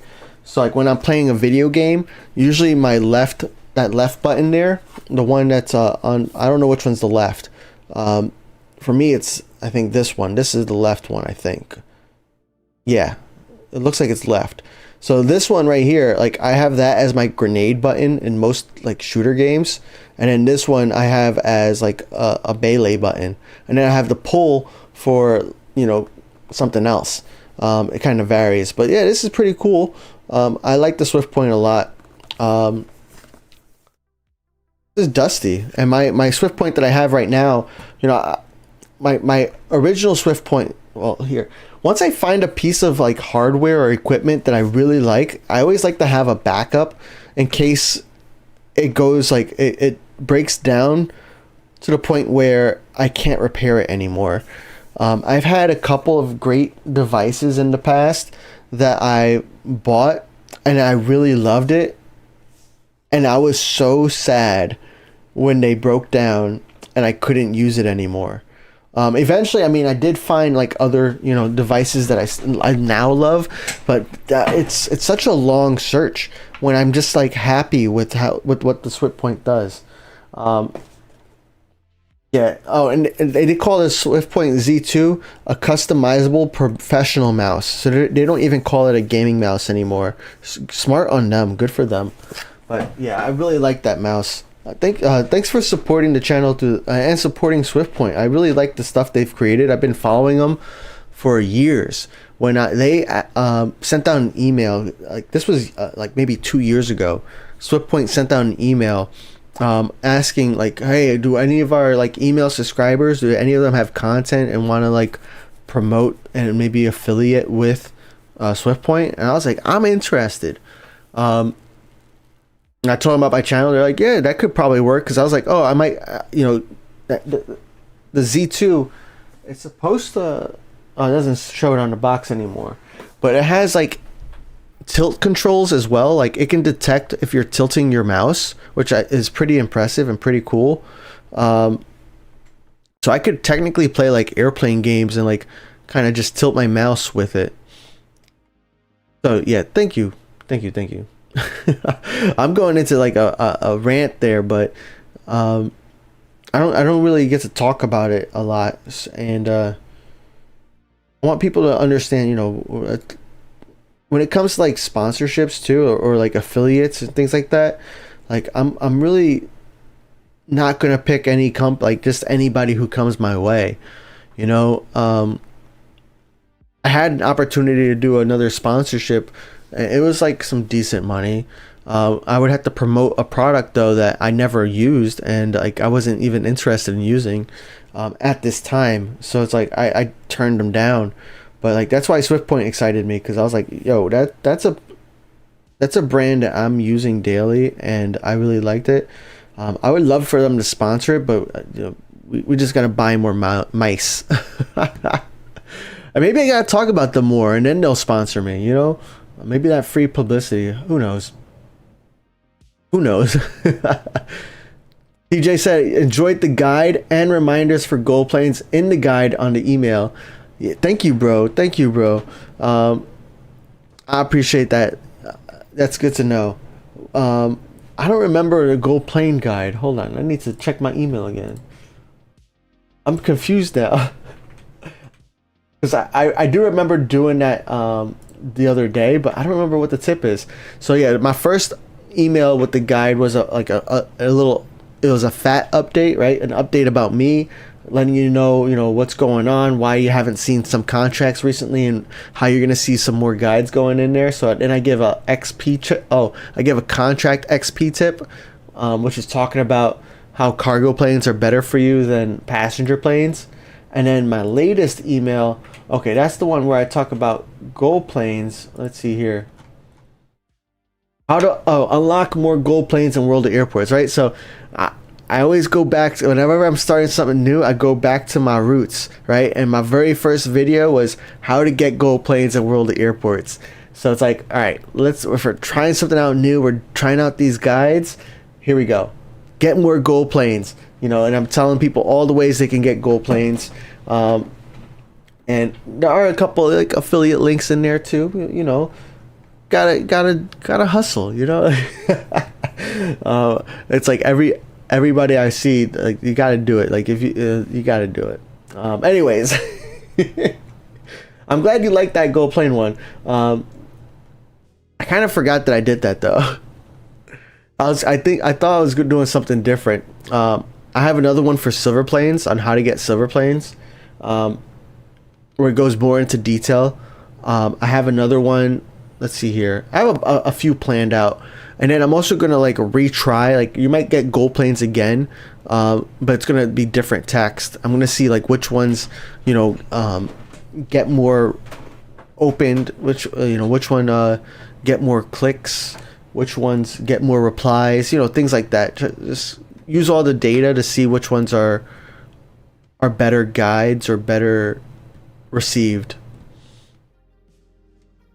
Getting ready to write your first book, how I made it in World of Airports, right? Owning 1,000 planes is tough.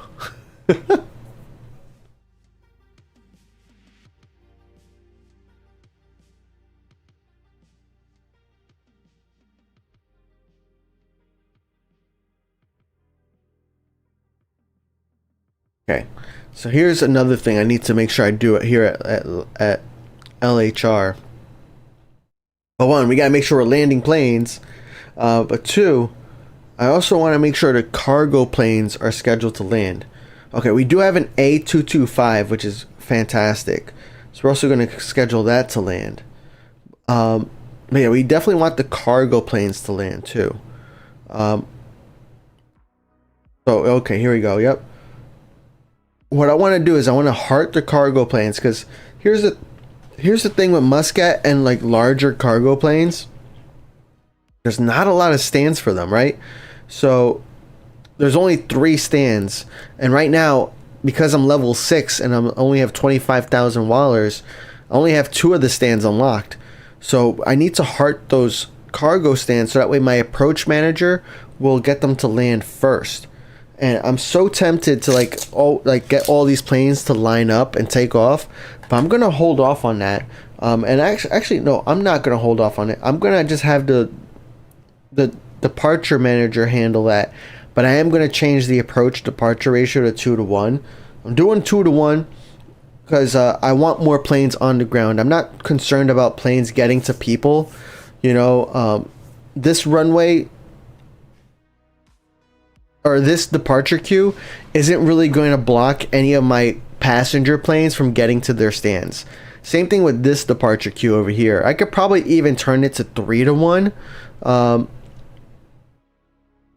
I'm gonna turn it to 3 to 1. That way it's like the planes are still like queuing out of here, but I can always intervene too, right? I always have the option to tell planes to manually land, but the way it works this way is we're getting a lot of planes landed. Look at this. I'm trying to tap on it, but it's not working. Yo, what's up, Easy Nuts? We just handled your DH64 in Prague a few minutes ago. Actually, it was at the very beginning of stream, not a few minutes ago. But yeah, what's up, man? Nice to see you. How was work the other day, bro? We were talking. Oh, do you get paid time off? Mike was here, and Mike was. We were talking about paid time off. I forget how we got into the conversation, but Mike was telling me, I was telling everybody how I always take my time off. Oh yeah, we were talking about vacations and how I had parental leave and things like that. Anyways, how we got there is not important. You guys could rewatch the replay. But we were talking about time off, and I remember you said you had work. I always take my paid time off.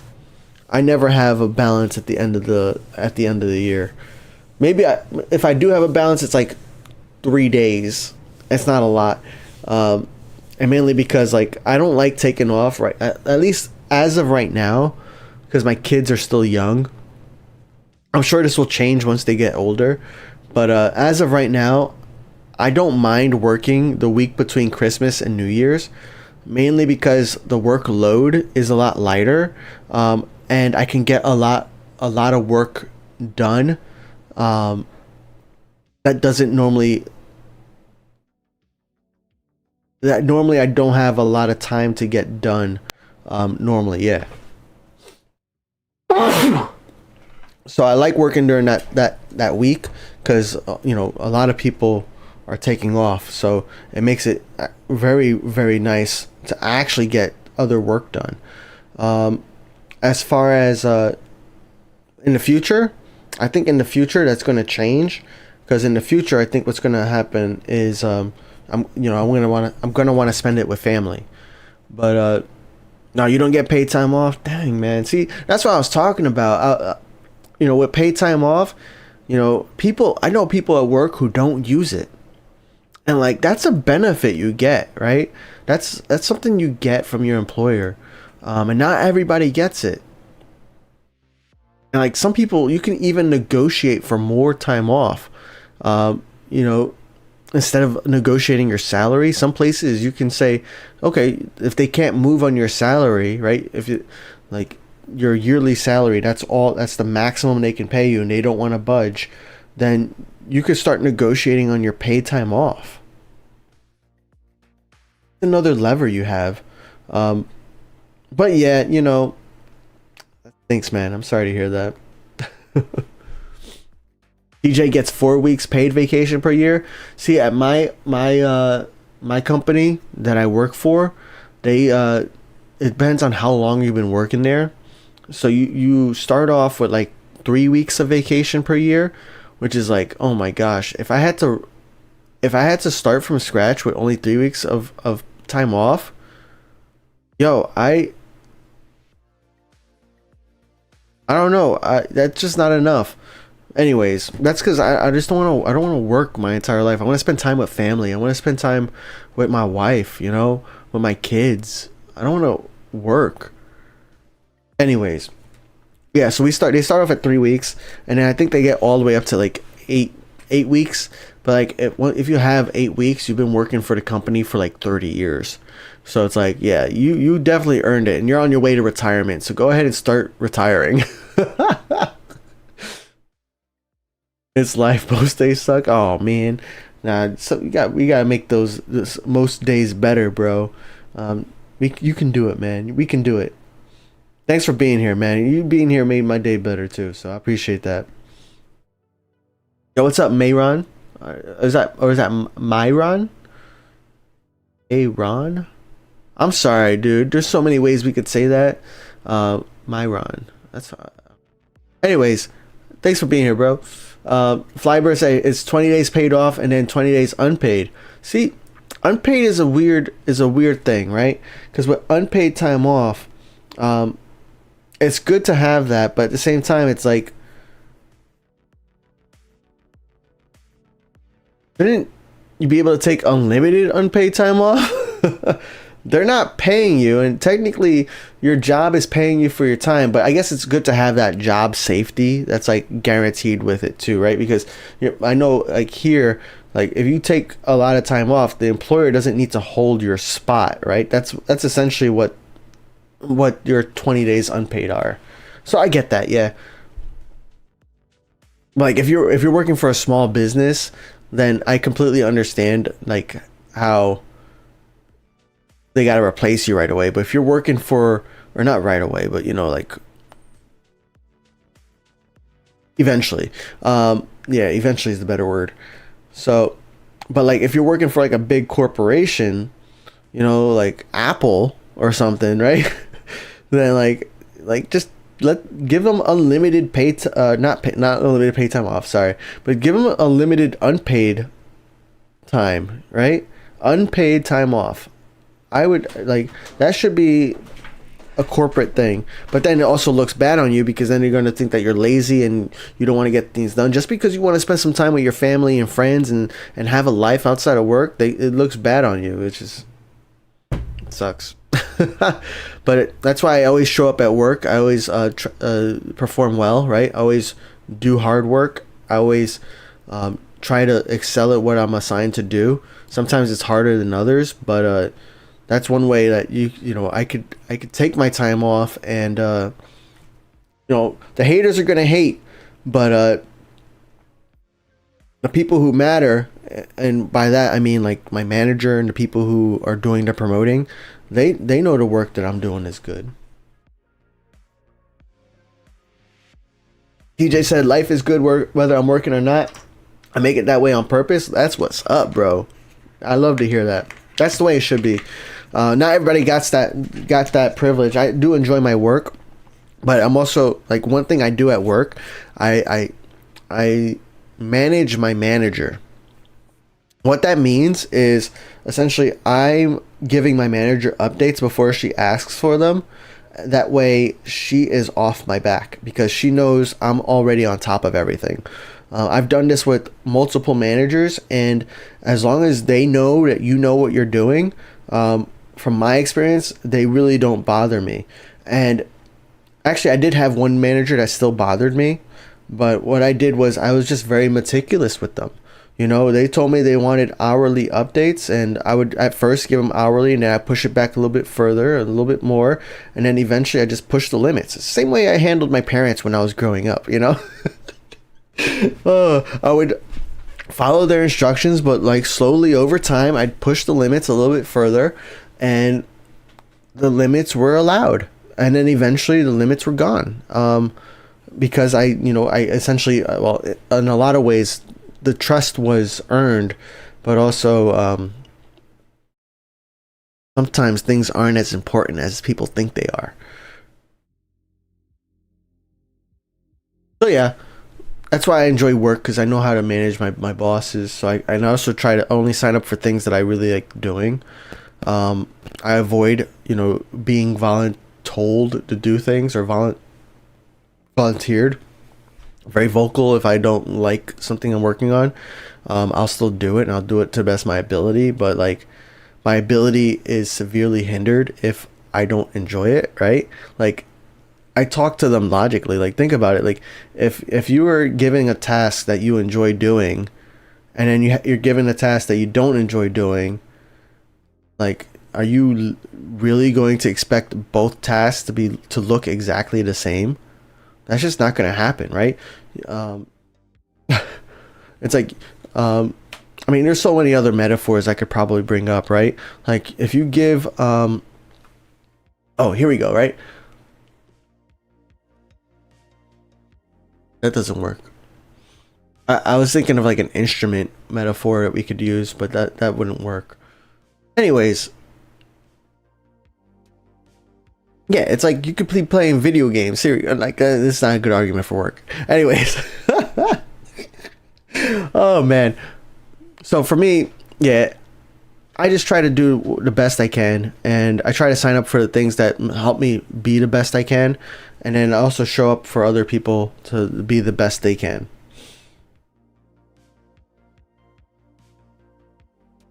Now, that might be a bad well, some people tell me that I the fact that I share a lot of things when it comes to like my knowledge on how to use certain things, like for example, I'm pretty proficient, I would say, at utilizing AI.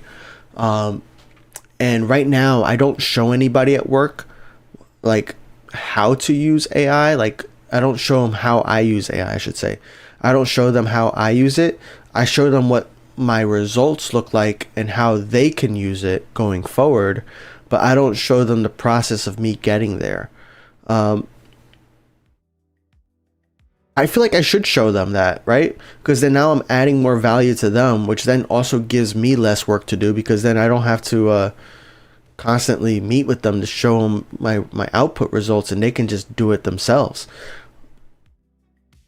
And the more people I can teach, the more value I'm adding. But I just got to make sure I'm doing that with the right people. Anyways, that's enough about work, man. I got work in the morning. I'm going to the office tomorrow. It's going to be horrible. Oh my gosh. I don't like going to the office, because the worst part about going to the office, actually, there's some good things and there's some bad things, right? So the worst part about going to the office right now is that I'm literally doing the same thing as what I'm doing at home. I'm sitting at a desk or standing at a desk, looking at my laptop with a microphone or headset on, and looking at a webcam and looking at people on my screen. Like, I'm doing the same thing in the office as I do at home. Like, my coworkers are not in my office. The people I work with are not in my office. They're all over the US. Some of them are at home, right? But some of them are in different offices. So I'm doing the same thing, and I just think it's ridiculous. But the good thing about going to the office is I take my lunch breaks. And they have a cafeteria, but I don't take my lunch break for the cafeteria. I take my lunch breaks and I go to the gym. Everybody else, is allowed like a 30-minute to 1 hour lunch break. And sometimes they're working, sometimes they're not. But everybody else takes lunch breaks, and I don't take my lunch break. But when I'm in the office, I take my lunch break at the gym. I'm there at the gym for an hour, and it's a nice workout. I'm losing weight, so like this shirt right here is like way too big for me now. I need to buy more clothes again. And I don't know if I want to buy more clothes. I feel like I just bought clothes like 6 months ago, but I mean, I guess it's a good thing, right? I lost weight, so now I gotta buy smaller clothes. I don't need to wear an XL anymore. I could probably wear an L. I'm trying to get back to the point where I could wear an M, but yeah. Yo, what's up, Mert? Nice to see you, bro. Mert, we handled a bunch of your Concords today. Finally, we went to Prague and handled your Concords. We got a bunch of your Concords here. I'm excited to play Sydney. We got a bunch of your Concords there. Yeah, Mert, thank you so much, man. You and Flamingo, like, send me Concords. For everybody else, if you have a Concord, you want to send it to my stream only account, like, just be aware, I only play this account while I'm streaming, and I only right now stream like once or twice a week. So I don't stream a lot. And I don't play every single airport when I stream. So who knows when's the next time you're going to see your Concord again. But yeah, thank you guys. Appreciate it. Easy, you work 4 days and have 3 days off, and I'll work till I die. Do you work 4 days but 10 hours, or is it still 8 hours? I think 4 days, 10 hours is a scam, right? Like, it should be four days, 8 hours. But yeah, I think 10 hours is a scam. It's just like, why are you gonna have us here working 9 to 10 or 9 to 7? No, don't make no sense. The whole point of us as workers finding productivity improvements is to like improve our lives. But yeah, most companies won't ever do that because they're just too greedy. Yeah, and it's economy too. They'll just, it's either like they'll be greedy or they just blame it on the economy. It's both swings of the pendulum, you know. A tech dude that has unlimited paid time off. Yeah, until they use it, then they just have unlimited time, like unpaid time off. But the scam with unlimited pay time, the scam with unlimited pay time off is when they fire you, when they lay you off, or if you quit, you have no time off to pay out. Whereas like in a lot of states, in the US at least, they have for when you leave your job, or like get fired or quit or laid off. I'm not sure if it's get fired, but I know if you quit or get laid off, you're entitled to getting your paid time off paid. Some places just the company policy, some places it's state law, but and I'm not an expert on where it's what, but that's the scam with unlimited paid time off. They don't have anything to pay out in those situations. Plus, you also need to make sure that you're not abusing it, because then there's going to be restrictions placed on it. I know one thing, like my wife, she used to have unlimited pay time off, and essentially she would just take off the same amount of days off that I would get, plus maybe a few days here or there, so that way we knew it was like under control and not a lot, so that way when if she were to get called into someone's office, be like, hey, why do you take so much time off? She's like, I'm not taking a lot of time off. I'm taking off the same amount of time as my husband, who's working full time at this so-and-so company, and he has only this amount of time off per year.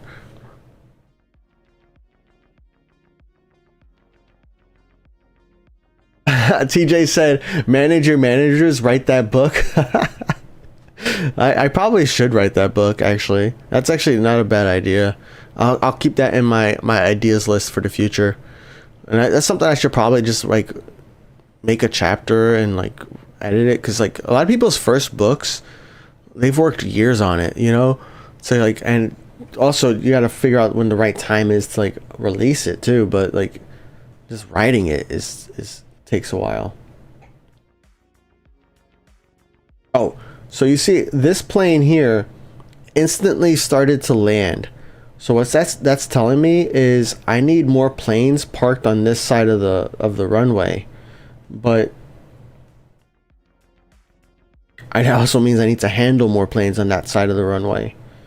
There's a taxi, so we're gonna have it open. So I can start landing some of these A, B, or these B and C planes. Yeah, we'll start landing some of these B and C planes. Because now when this Concorde leaves the runway, it's going to... that B or that C plane is going to land. DJ says, yes, we support one another to be our best selves. Always train the next so you can move on up. That's 100% true too. The thing is that like, I guess the older generation, I would say, they also think there's value to like having like your own secret sauce, right? Like, I mean, Coca-Cola doesn't tell us what their secret sauce is, right? You know, McDonald's doesn't necessarily tell us exactly how they cook everything, you know. But I don't think it's the same for individuals. Even for companies, right? Somebody's gonna find something comparable. I don't know. But yeah, I'm with you though. You know, it makes it easier if you can get yourself replaced, then they can easily just move you somewhere else, which is the whole idea. Because then if you learn a new skill set, or if you get promoted, then all of a sudden you just become more valuable naturally. Like now, like I know a lot about data because of my previous roles, but now I also know a lot about performance management. I've never been a supervisor. So, yeah, I'm with you. Domingo says, very proud of you, Jeremy. Stay healthy. Oh, thank you so much. Yeah, like, listen to this. I was at 208 pounds, which is, I think, the heaviest I've ever been in my life. And that was my weight on May 1st. And that's like when I was like, wow, I can't believe I'm almost 210 pounds. And I'm not a tall guy, all right? So 210 pounds is like me. I'm definitely in the obese category at 210. And I was like, all right, first off, like I was getting tired when playing with my 2-year-old. And that wasn't okay because he's just going to get more energy, you know? Like, he's going to turn 3 and want to do more things. He's going to turn 4 and want to play some soccer. And I'm going to be out there just, like, sitting on the sidelines, cheering him on, not playing with him when and somebody else's dad playing with him instead. Like, no. I don't want that. I want to be the dad out there playing with him, you know? I want to be the role model. I want to be that person. Plus, like, if I'm 210 pounds, there's no way I'm going to be there for a long time either. I mean, God's grace, I will be, right? But like, I'm not putting the cards in God's favor, you know? It's like, I'm making it hard for him. And you know, so I made some big changes, right? I started measuring my food, weighing my food, not just measuring, weighing my food. Which I put a lot of credit towards my weight loss is me weighing my food, because like I realized like after about 1 week of weighing my food that things that I thought I was having like 2 servings of, maybe 3, I was actually having 5 or 6 servings. So I was like, oh my gosh, I was definitely overeating, and I thought I was like just eating right. And then I kind of got used to eating just the right amount. I started working out as well at night, and every time in the office, making, you know, the office a positive place because I get to get healthy for my family. So you know, even though I'm away from my family because I'm not working at home, I get to work out so I could be there for them. But yeah, I appreciate that, Flamingo. Thank you.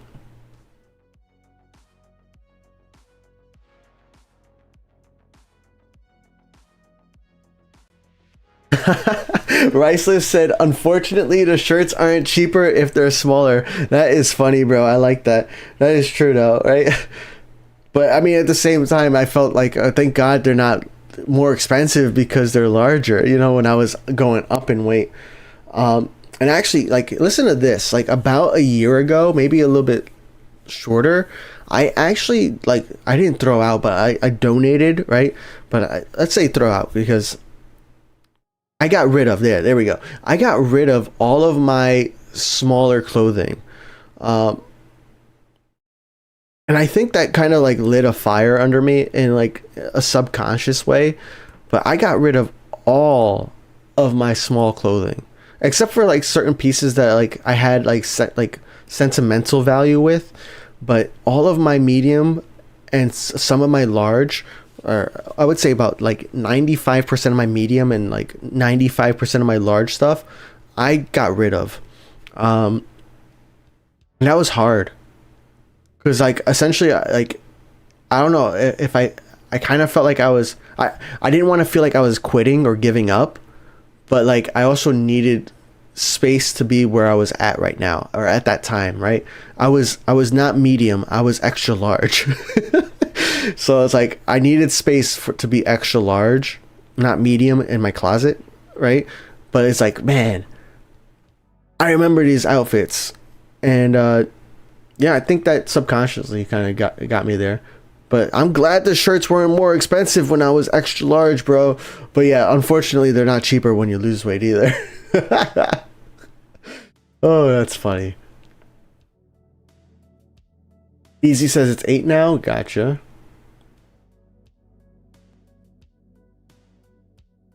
DJ, you own a business, it sounds like? That's pretty cool, man. So if you let someone go, you pay them your PTO. I think that's the right thing to do, right? Because, I mean, I guess it also kind of depends on what kind of employee they are, if they're like hourly or salaried. But like a salaried employee, they should definitely get their PTO, right? Because like otherwise they would have used it 2 weeks ago. If they had 2 weeks of PTO and they knew they were getting let go, they would have used it 2 weeks ago and got 2 weeks for free. Or like, you know, they could take 2 weeks right now. Like if they're quitting, right? They could quit today, take 2 weeks off, and I mean, or let's say they can quit in 2 weeks, essentially, but take their 2 weeks off today. It's the same thing. PJ, I like that mentality too, bro. I can show people what I do, but they can never be me. I am the secret sauce. I like that. I'm with you too. Like, I've helped a lot of people, and like there's some things where it's like people just have their, you know, we're all unique, you know, we all have our small little differences, and that's the greatest part about it, right? It's like there's a lot of things I can't do, right? Like I am not a graphic artist. I am married to one, but I am not a graphic designer. I try my best to do a good job when I have to do it, but do I struggle while doing it? Yes. And are you gonna think I'm a professional? No, but I'll do it. But then you know, you give the same exact job to my wife and she'll just do an amazing, you know, job. You can give me the same directions as her, and her work's going to look so much different, right? And that's the cool thing about like all of us as individuals. Like there's little things about us that make us unique and give us an edge over everybody else. And it's literally each of us have an edge over everybody else. You know, you just got to find it. Because if we were meant to all be the same, then we would literally all be the same, but we're not. We're not. We look different. We have different experiences. We have different past, presents, and futures. You know, I'm sitting in front of a camera in my dark room with a light right there, and you guys are sitting behind your phones or tablets or computers, and I'm very thankful for you guys. Even though we've never seen each other in person, you know, if we do see each other in person, like if you see me in an airport, you could say hi. Yeah. At first, I'm gonna be a little awkward my first few times. I could tell you that. But if you guys see me in the airport, yeah, say hi. You know, hopefully one day, like my dream, I would love to like be able to like consistently go like travel more frequently. I know one of my goals is to visit each of the airports in World of Airports, and do like a video blog, a vlog out of it. I would love to do that, but that's expensive. But the reason why it's expensive too is because I would also want to throw in one of my bucket list things, which is to like travel first class when doing long haul flights, right? And unless I'm flying to Washington IAD or flying to St. Martin or to New Orleans or maybe even San Diego, all the other airports are kind of long haul from where I'm at. And I would want to fly, you know, first class or business class, you know, one of those upper end seats to kind of make it an experience and make it a more interesting vlog too. And it'd probably be easier to get a window seat, because that's another thing. If I'm recording a World of Airports airport, I'd want to get a view of us landing, right? From the windows, so you could see what it looks like, and then I could go over here, right? Like if I land at Muscat, or even if we depart at Muscat, I know this is a cargo plane, but forgive me. I could be sitting on the left hand side of the plane. We'll be on the runway right here, and you can see what it looks like in real life, right? I'm in the window. Granted, I'm not gonna get a wing seat. I want to be in the front of the plane, you know. But yeah. All those things is like one of my goals I would love to do in my life, and part of Phat Airlines if I ever get the chance to do that. Libert said I'm fat because I'm underfed. That's another crazy thing too, because your body goes into conservation mode.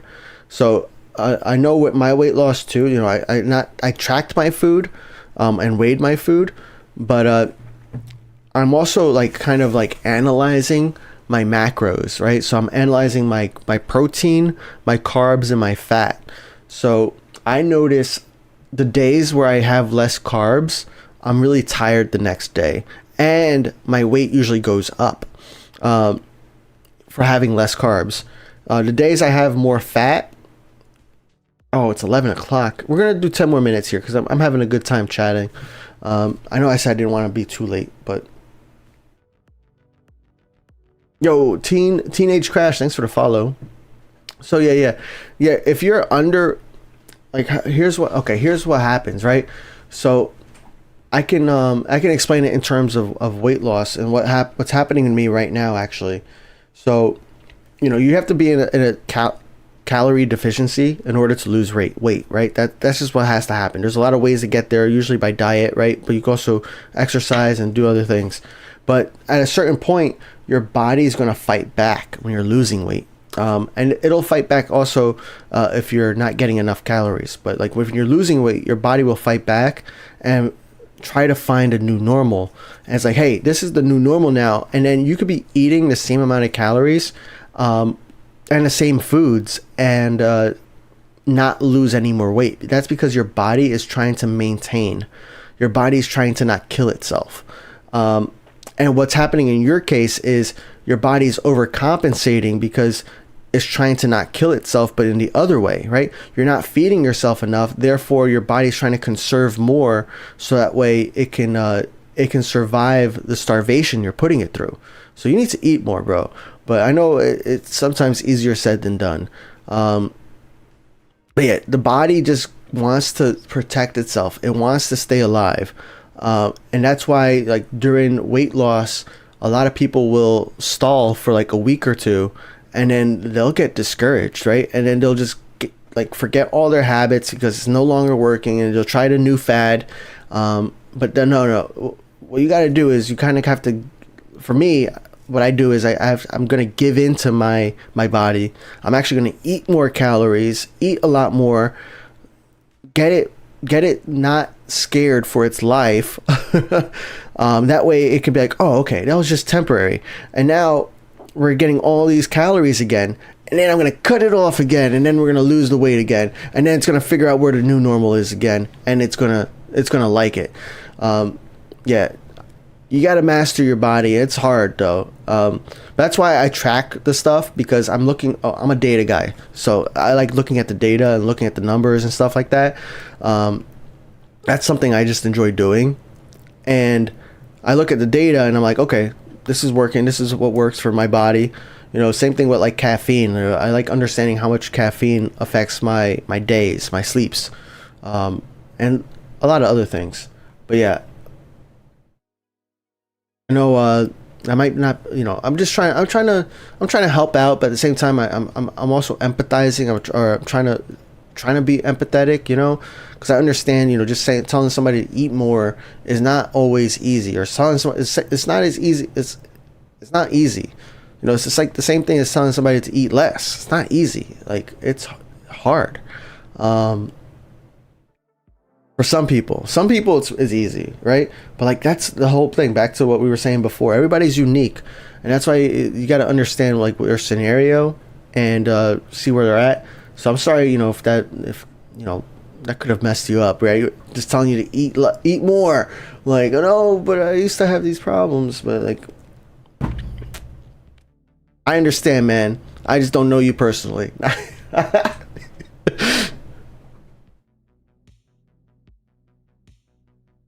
Ooh, Flamingo, you're in Boston. We're not that far away. Nice.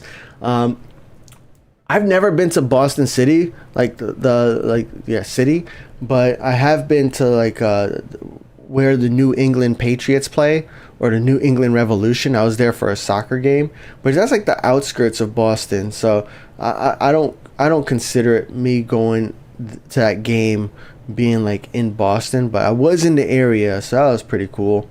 It's a nice stadium. DJ said first class, save those points, bro. I know, right? Teenage Crash said, you're welcome. How's streaming going? Yo, bro, everything's been great tonight. You know, we stream every Saturday at 11 a.m. Eastern, but I have to cancel. I am canceling this Saturday stream.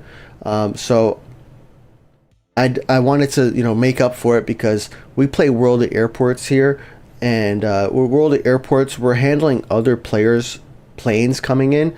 So right, each of these planes here that are not named Phat Empire, which are right now all but this one. This is my airplane, right? So my airplane is actually going to another player, and that player is going to get this plane in half of the round trip time. So this player, Hammy, is going to get this plane in about an hour and a half, and then they can see it in their game in an hour and a half.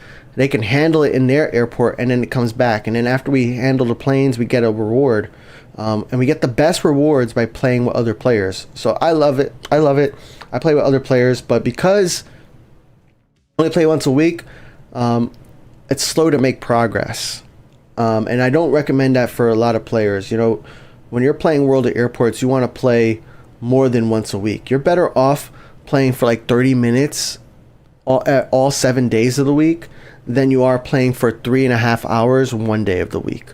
And that's because you're going to make progress with different players or with the computer just by playing. So definitely a cool thing. But we're here every Saturday at 11 a.m. Eastern. I throw in some night streams Eastern time every once in a while. And then if there's like a major update for World of Airports, and it looks like we're on our way to or how to put this, it looks like 3.2.0 might be coming out maybe soon. I don't know, but World of Airports developers did post the 3.2.0 liveries, and it's really nice. We're getting some new planes. It looks like we're getting some new liveries with the planes, and we're getting a couple new liveries for existing planes too.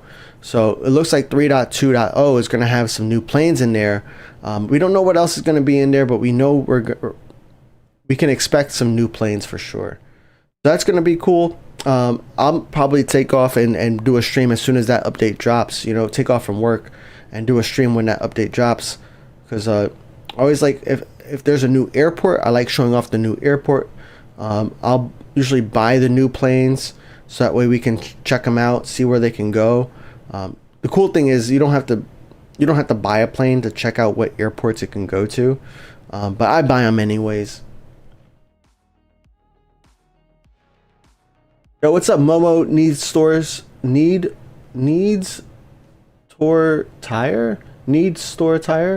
Mo needs store tire. I just butchered your name and you're complimenting me. I'm so sorry. If you put some dashes in there to help me read it, I'll do better next time. But thank you. You said you is the man, G. Really carried this game for me. I appreciate that compliment. That's the whole. That's like that was the motivation for me starting this channel, was to help people play World of Airports. World of Airports does a better job now with helping new players understand the game than they did before. But even still, it can be a little confusing for newer players. And there's certain things that like a developer is never going to like tell you, right? They're never going to tell. Oh, maybe never might be too strong, but like they're not going to tell you, hey. I mean, they are kind of telling you here indirectly, but they're not going to directly tell you, hey, always buy 10 gold planes as soon as you can using your silver planes. Always. Like, they're not going to have a pop-up saying, hey, you just got 10,000 silver planes. Do you want to buy 10 gold airplanes? That would be pretty cool. But and some games might do that, but World of Airports doesn't do that, right? But I'm telling you, this is the first thing you need to buy every week as soon as you can. So yeah, those little tips I always try to give. I always try to make sure I'm helping people. So that way, if you're new to the game or even existing to the game, we can think about different strategies. Because I also talk about strategies that other people have shared with me. Some of them I try out. Some of them I don't doesn't vibe with me, but I'll still share it because you know what? Maybe it vibes with you. And I'm not the only player in this game. Gillette Stadium, yes. What's up, Flamingo? Thank you for being here. Appreciate you. Library says, smallest portion I could find, even if it's healthy now, except if it's overdue. Don't want to get food poison. Oh, interesting.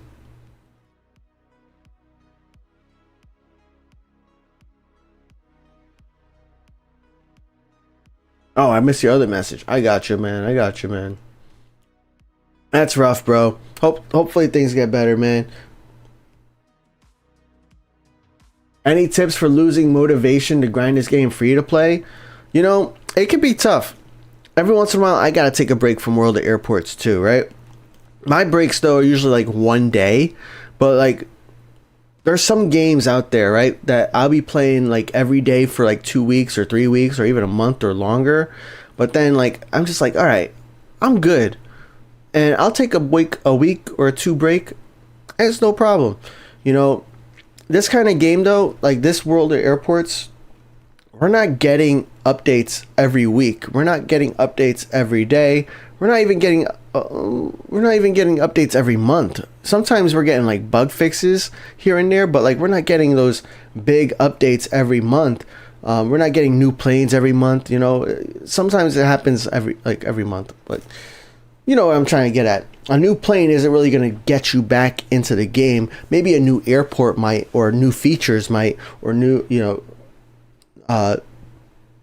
challenges. But what first thing is, it's like completely okay to take a break, bro. I know as free-to-play player though, one thing I would probably focus on is not spending so much time playing all day. Maybe spending a little bit of time every single day, because like you want to get contracts handled. You want to handle contracts, right? That's the important part when it comes to playing as a free-to-play player, because you need to make progress, right? So like this airport right here at Muscat, I'm at 0 out of 10. I'm at 3 out of 10, 2 out of 10, 3 out of 10. And that one just finished, 1 out of 10, 1 out of 10. So it's like, I'm never going to get silver planes if I don't play this airport. And I only played this, at this point, I played this airport for about an hour, and we still didn't handle all the planes. I forgot, I didn't look to see how many planes we had waiting to land when we first got here, but we handled a good amount of planes, right? And now, when I come back in your case, it should be tomorrow, right? But if I come back in tomorrow, and I play this airport, I got planes on the ground that are like, some of them are halfway through or a minute or two away from being complete and going back to their owner. I have planes that are waiting to be, started. I have planes waiting to land. I have planes, have planes, and when I come back tomorrow or next time I stream for me, I get to make more progress, and just an hour, a little bit, but yeah, it can be tough with the like grinding any game is really tough sometimes. You just gotta kind of like have the mindset, like people right now in like the Destiny. I know this is like world, you guys know World of Airports, but I follow other games too, and some, you know, I play other games.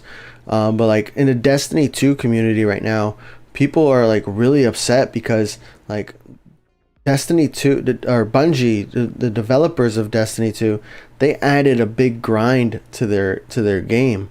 You know, in order to level up, you have to play like, well, if you want to be the most efficient, you're playing the same thing over and over and over again if you want to be the most efficient. So people are upset about that. But in any game that you have to grind, it can be that way. I've played RuneScape since I was like 10 years old for a very long time. And I still play RuneScape here and there every once in a while. But the whole point is like RuneScape was a grind. It's not as much of a grind anymore unless you're playing old school. But anyways, it was a grind, and some days I just didn't want to play and I didn't want to grind. DJ has a good advice too. Play with relaxed players. Have fun. Now it looks different for everyone, but for me, for them, it's remembering it's a game for fun. I play it because I like planes and airports. That's true, yeah. If you have like contract partners that are like constantly hounding you, like, hey, let me put this in perspective, right? Because if you have contract partners that are like daily saying, hey, can you log in and handle my airport, and you're not trying to be a daily player, or like that stresses you out, then one, you might not want to connect with that person anymore, or until you become a daily player. But two, try to find somebody who's not that kind of player, right? That's going to help you out a lot. For example, like my experience, people with really big fleets, they don't care how often you handle your plane. They might notice and ask you about it every once in a while because they still have, you know, they still want to get some progress. They want to, you know, get some silver planes, or they can send that plane to another player who wants that plane, right? So they might still ask you and check in, but yeah, play with those guys. Those guys are gonna, they're gonna go with your schedule, you know. And the game is so different since you played. You probably want to check out my like 3.0 videos. My 3.0 like initial videos are like really all about the changes, about like how everything is the same. It just looks different, and it could be a little overwhelming at first, but it's still mostly the same. You just gotta like get used to the new icons, the dark mode, things like that. But I'm telling you, the game has gotten better.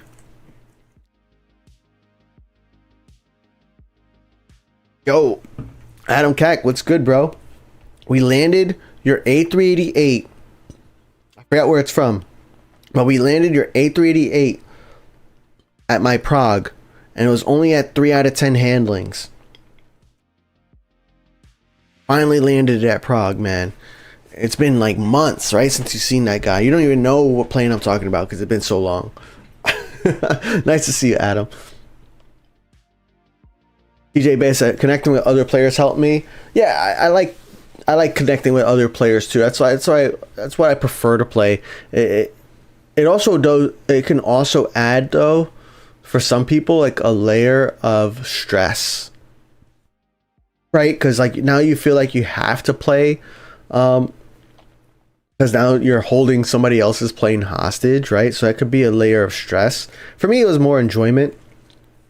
But you know, if you have multiple airports, you know, don't play the airports you're not enjoying. I mean, play the newest, like play your last airport so you get more airports for free.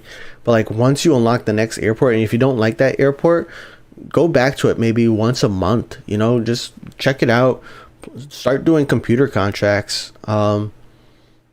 And on airports that you do enjoy, like play player contracts, because for me, that's also another reason why I make sure I don't take long breaks, right? I got 1,000 contracts at my LHR. If I take one day, when I take one day off from LHR, I go from having like 300 planes waiting to land to like 500 planes waiting to land. And then I'm afraid to see what happens after 2 or 3 days, you know? But it's another reason for me to play. Flyburst and most grind game is War Thunder. Yeah, I've seen a couple people play War Thunder. You don't got player connects like that, so you can join the Phat Airlines Discord. That's one way. There's a lot of players on there who are giving away airplanes, but also we have giveaways that happen on Discord as well, where everybody has an equal chance at winning. If Discord's not your vibe, or you don't have Discord or whatever, we also have the PhatAirlines.com newsletter. So if you go to PhatAirlines.com right now, on that page there's like a little email sign up, and if you sign up today or tomorrow, so if you sign up before tomorrow is what, August 14th. Well, actually, for some of you Europeans, today is August 14th, right? So let's just say today is Wednesday. So if you sign up on Thursday or Friday this week for me, Eastern time, I'm going to send you my current email contract. My email contract already went out to the current subscribers. So all my current subscribers, you should have that in your email box already, or soon if you haven't received it yet. That went out today, which is August 13th, right? Wednesday. Anybody who signs up in the next, few days, 2 days, I'll send that email out to you guys as well. So what these emails, what comes with those emails is I give away a specific plane model from a specific airport every once in a while, every cycle. And every single person that replies back to that email saying that they want that plane to their compatible airport will get that plane. And I don't care how often you play. The only time I care how often you play is if like I'm playing in a new airport, but I'm not giving away planes from the new airport until I'm max level anyways, or ready for the next airport, So I'm always setting myself up for success, so that way I'm not like hounding I'm not checking in on anybody like, hey, can you handle my plane please? No, I'm not doing that. So you play as much as you want, as little as you want. All I ask is that you accept my plane within 3 days, so that way it's not occupying a stand. But I email you back, so I sent you the plane as well. So really cool thing I think I have going on there. It's free to sign up, and I'm starting to send World of Airports tips on the email as well. Maybe eventually I'll separate it into 2 different lists, but for now they're all together. So yeah.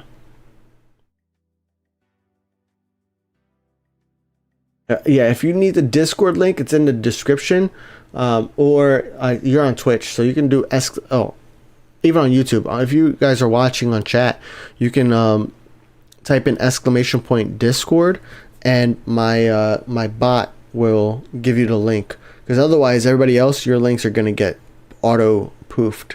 And you might get banned. Adam Cack, you're 11 levels away from Sydney. Let's go. And I need to make sure. Okay.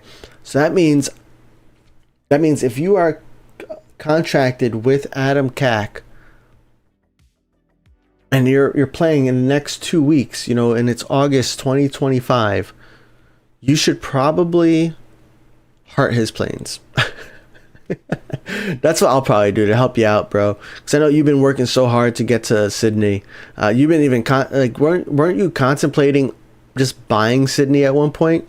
And I was like, nah, bro, don't do it. Just unlock it for free. You're so close. So I'm gonna heart your planes that are coming from LHR, so that way they land first, and that way you get them back. Yo, Seabird Club Airline with the other redemption. Appreciate you, bro.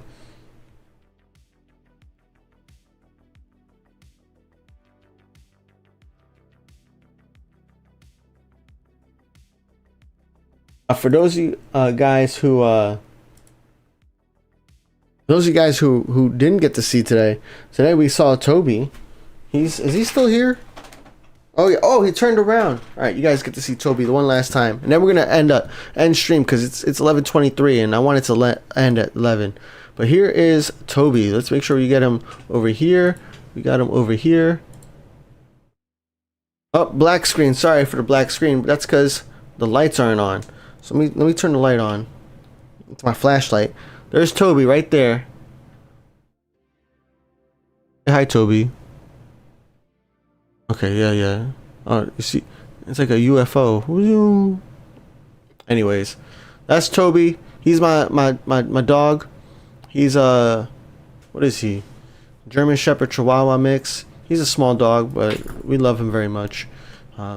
We haven't seen a lot of him lately because we usually have people in the house, and he doesn't like strangers. And strangers are anybody who is not, immediate family, household members. Even my mom is technically a stranger to him, and that's because we never took the time to like make him not be a stranger. Do you know what I'm saying? You gotta train the dog, and I trained him on other things, not on other people. Because like when other people are here, I just want to spend time with people. I don't want to like spend time training a dog, so I just take the easy way out. It's my fault, I know, but yeah, there's Toby. But yeah, guys, that is it for me for today. We had a really great stream today. We got some planes landing and taxiing, so they're gonna have to land and taxi again. But yeah, we had a good stream today. We had a lot of cool topics. I'm definitely going to take today's stream and make some clips out of it. It's been a while since we uploaded clips, so I'm going to resume that too. But if there's one thing that you take away from today's stream is please join the Phat Airlines newsletter. I want to send you some more planes. I want to send you planes. And the cool thing is everybody has an equal chance. Everybody will get a plane if you reply back with your username and a compatible airport. So you are guaranteed to get planes from me. Once I finish this cycle of airplanes, then I change the airport, I change the airplane, so that way we're hitting new airports, or that way we're hitting different airports, different travel times, different airplanes, a whole lot of different things. But please sign up. I really appreciate it. Hope you guys have a fantastic day. Have a fantastic night. I'm going to be getting ready for sleep soon. I'm going to switch over to my main account, open up LHR, turn on those tower managers for 3 hours, and then go right to bed. But guys, I hope you enjoy the rest of your day. Enjoy the rest of your night. And I will see you. I don't know when I'll see you. Usually I see you Saturday at 11 a.m. Eastern. But not this Saturday. I'll see you next time, guys. Thanks for being here. Peace.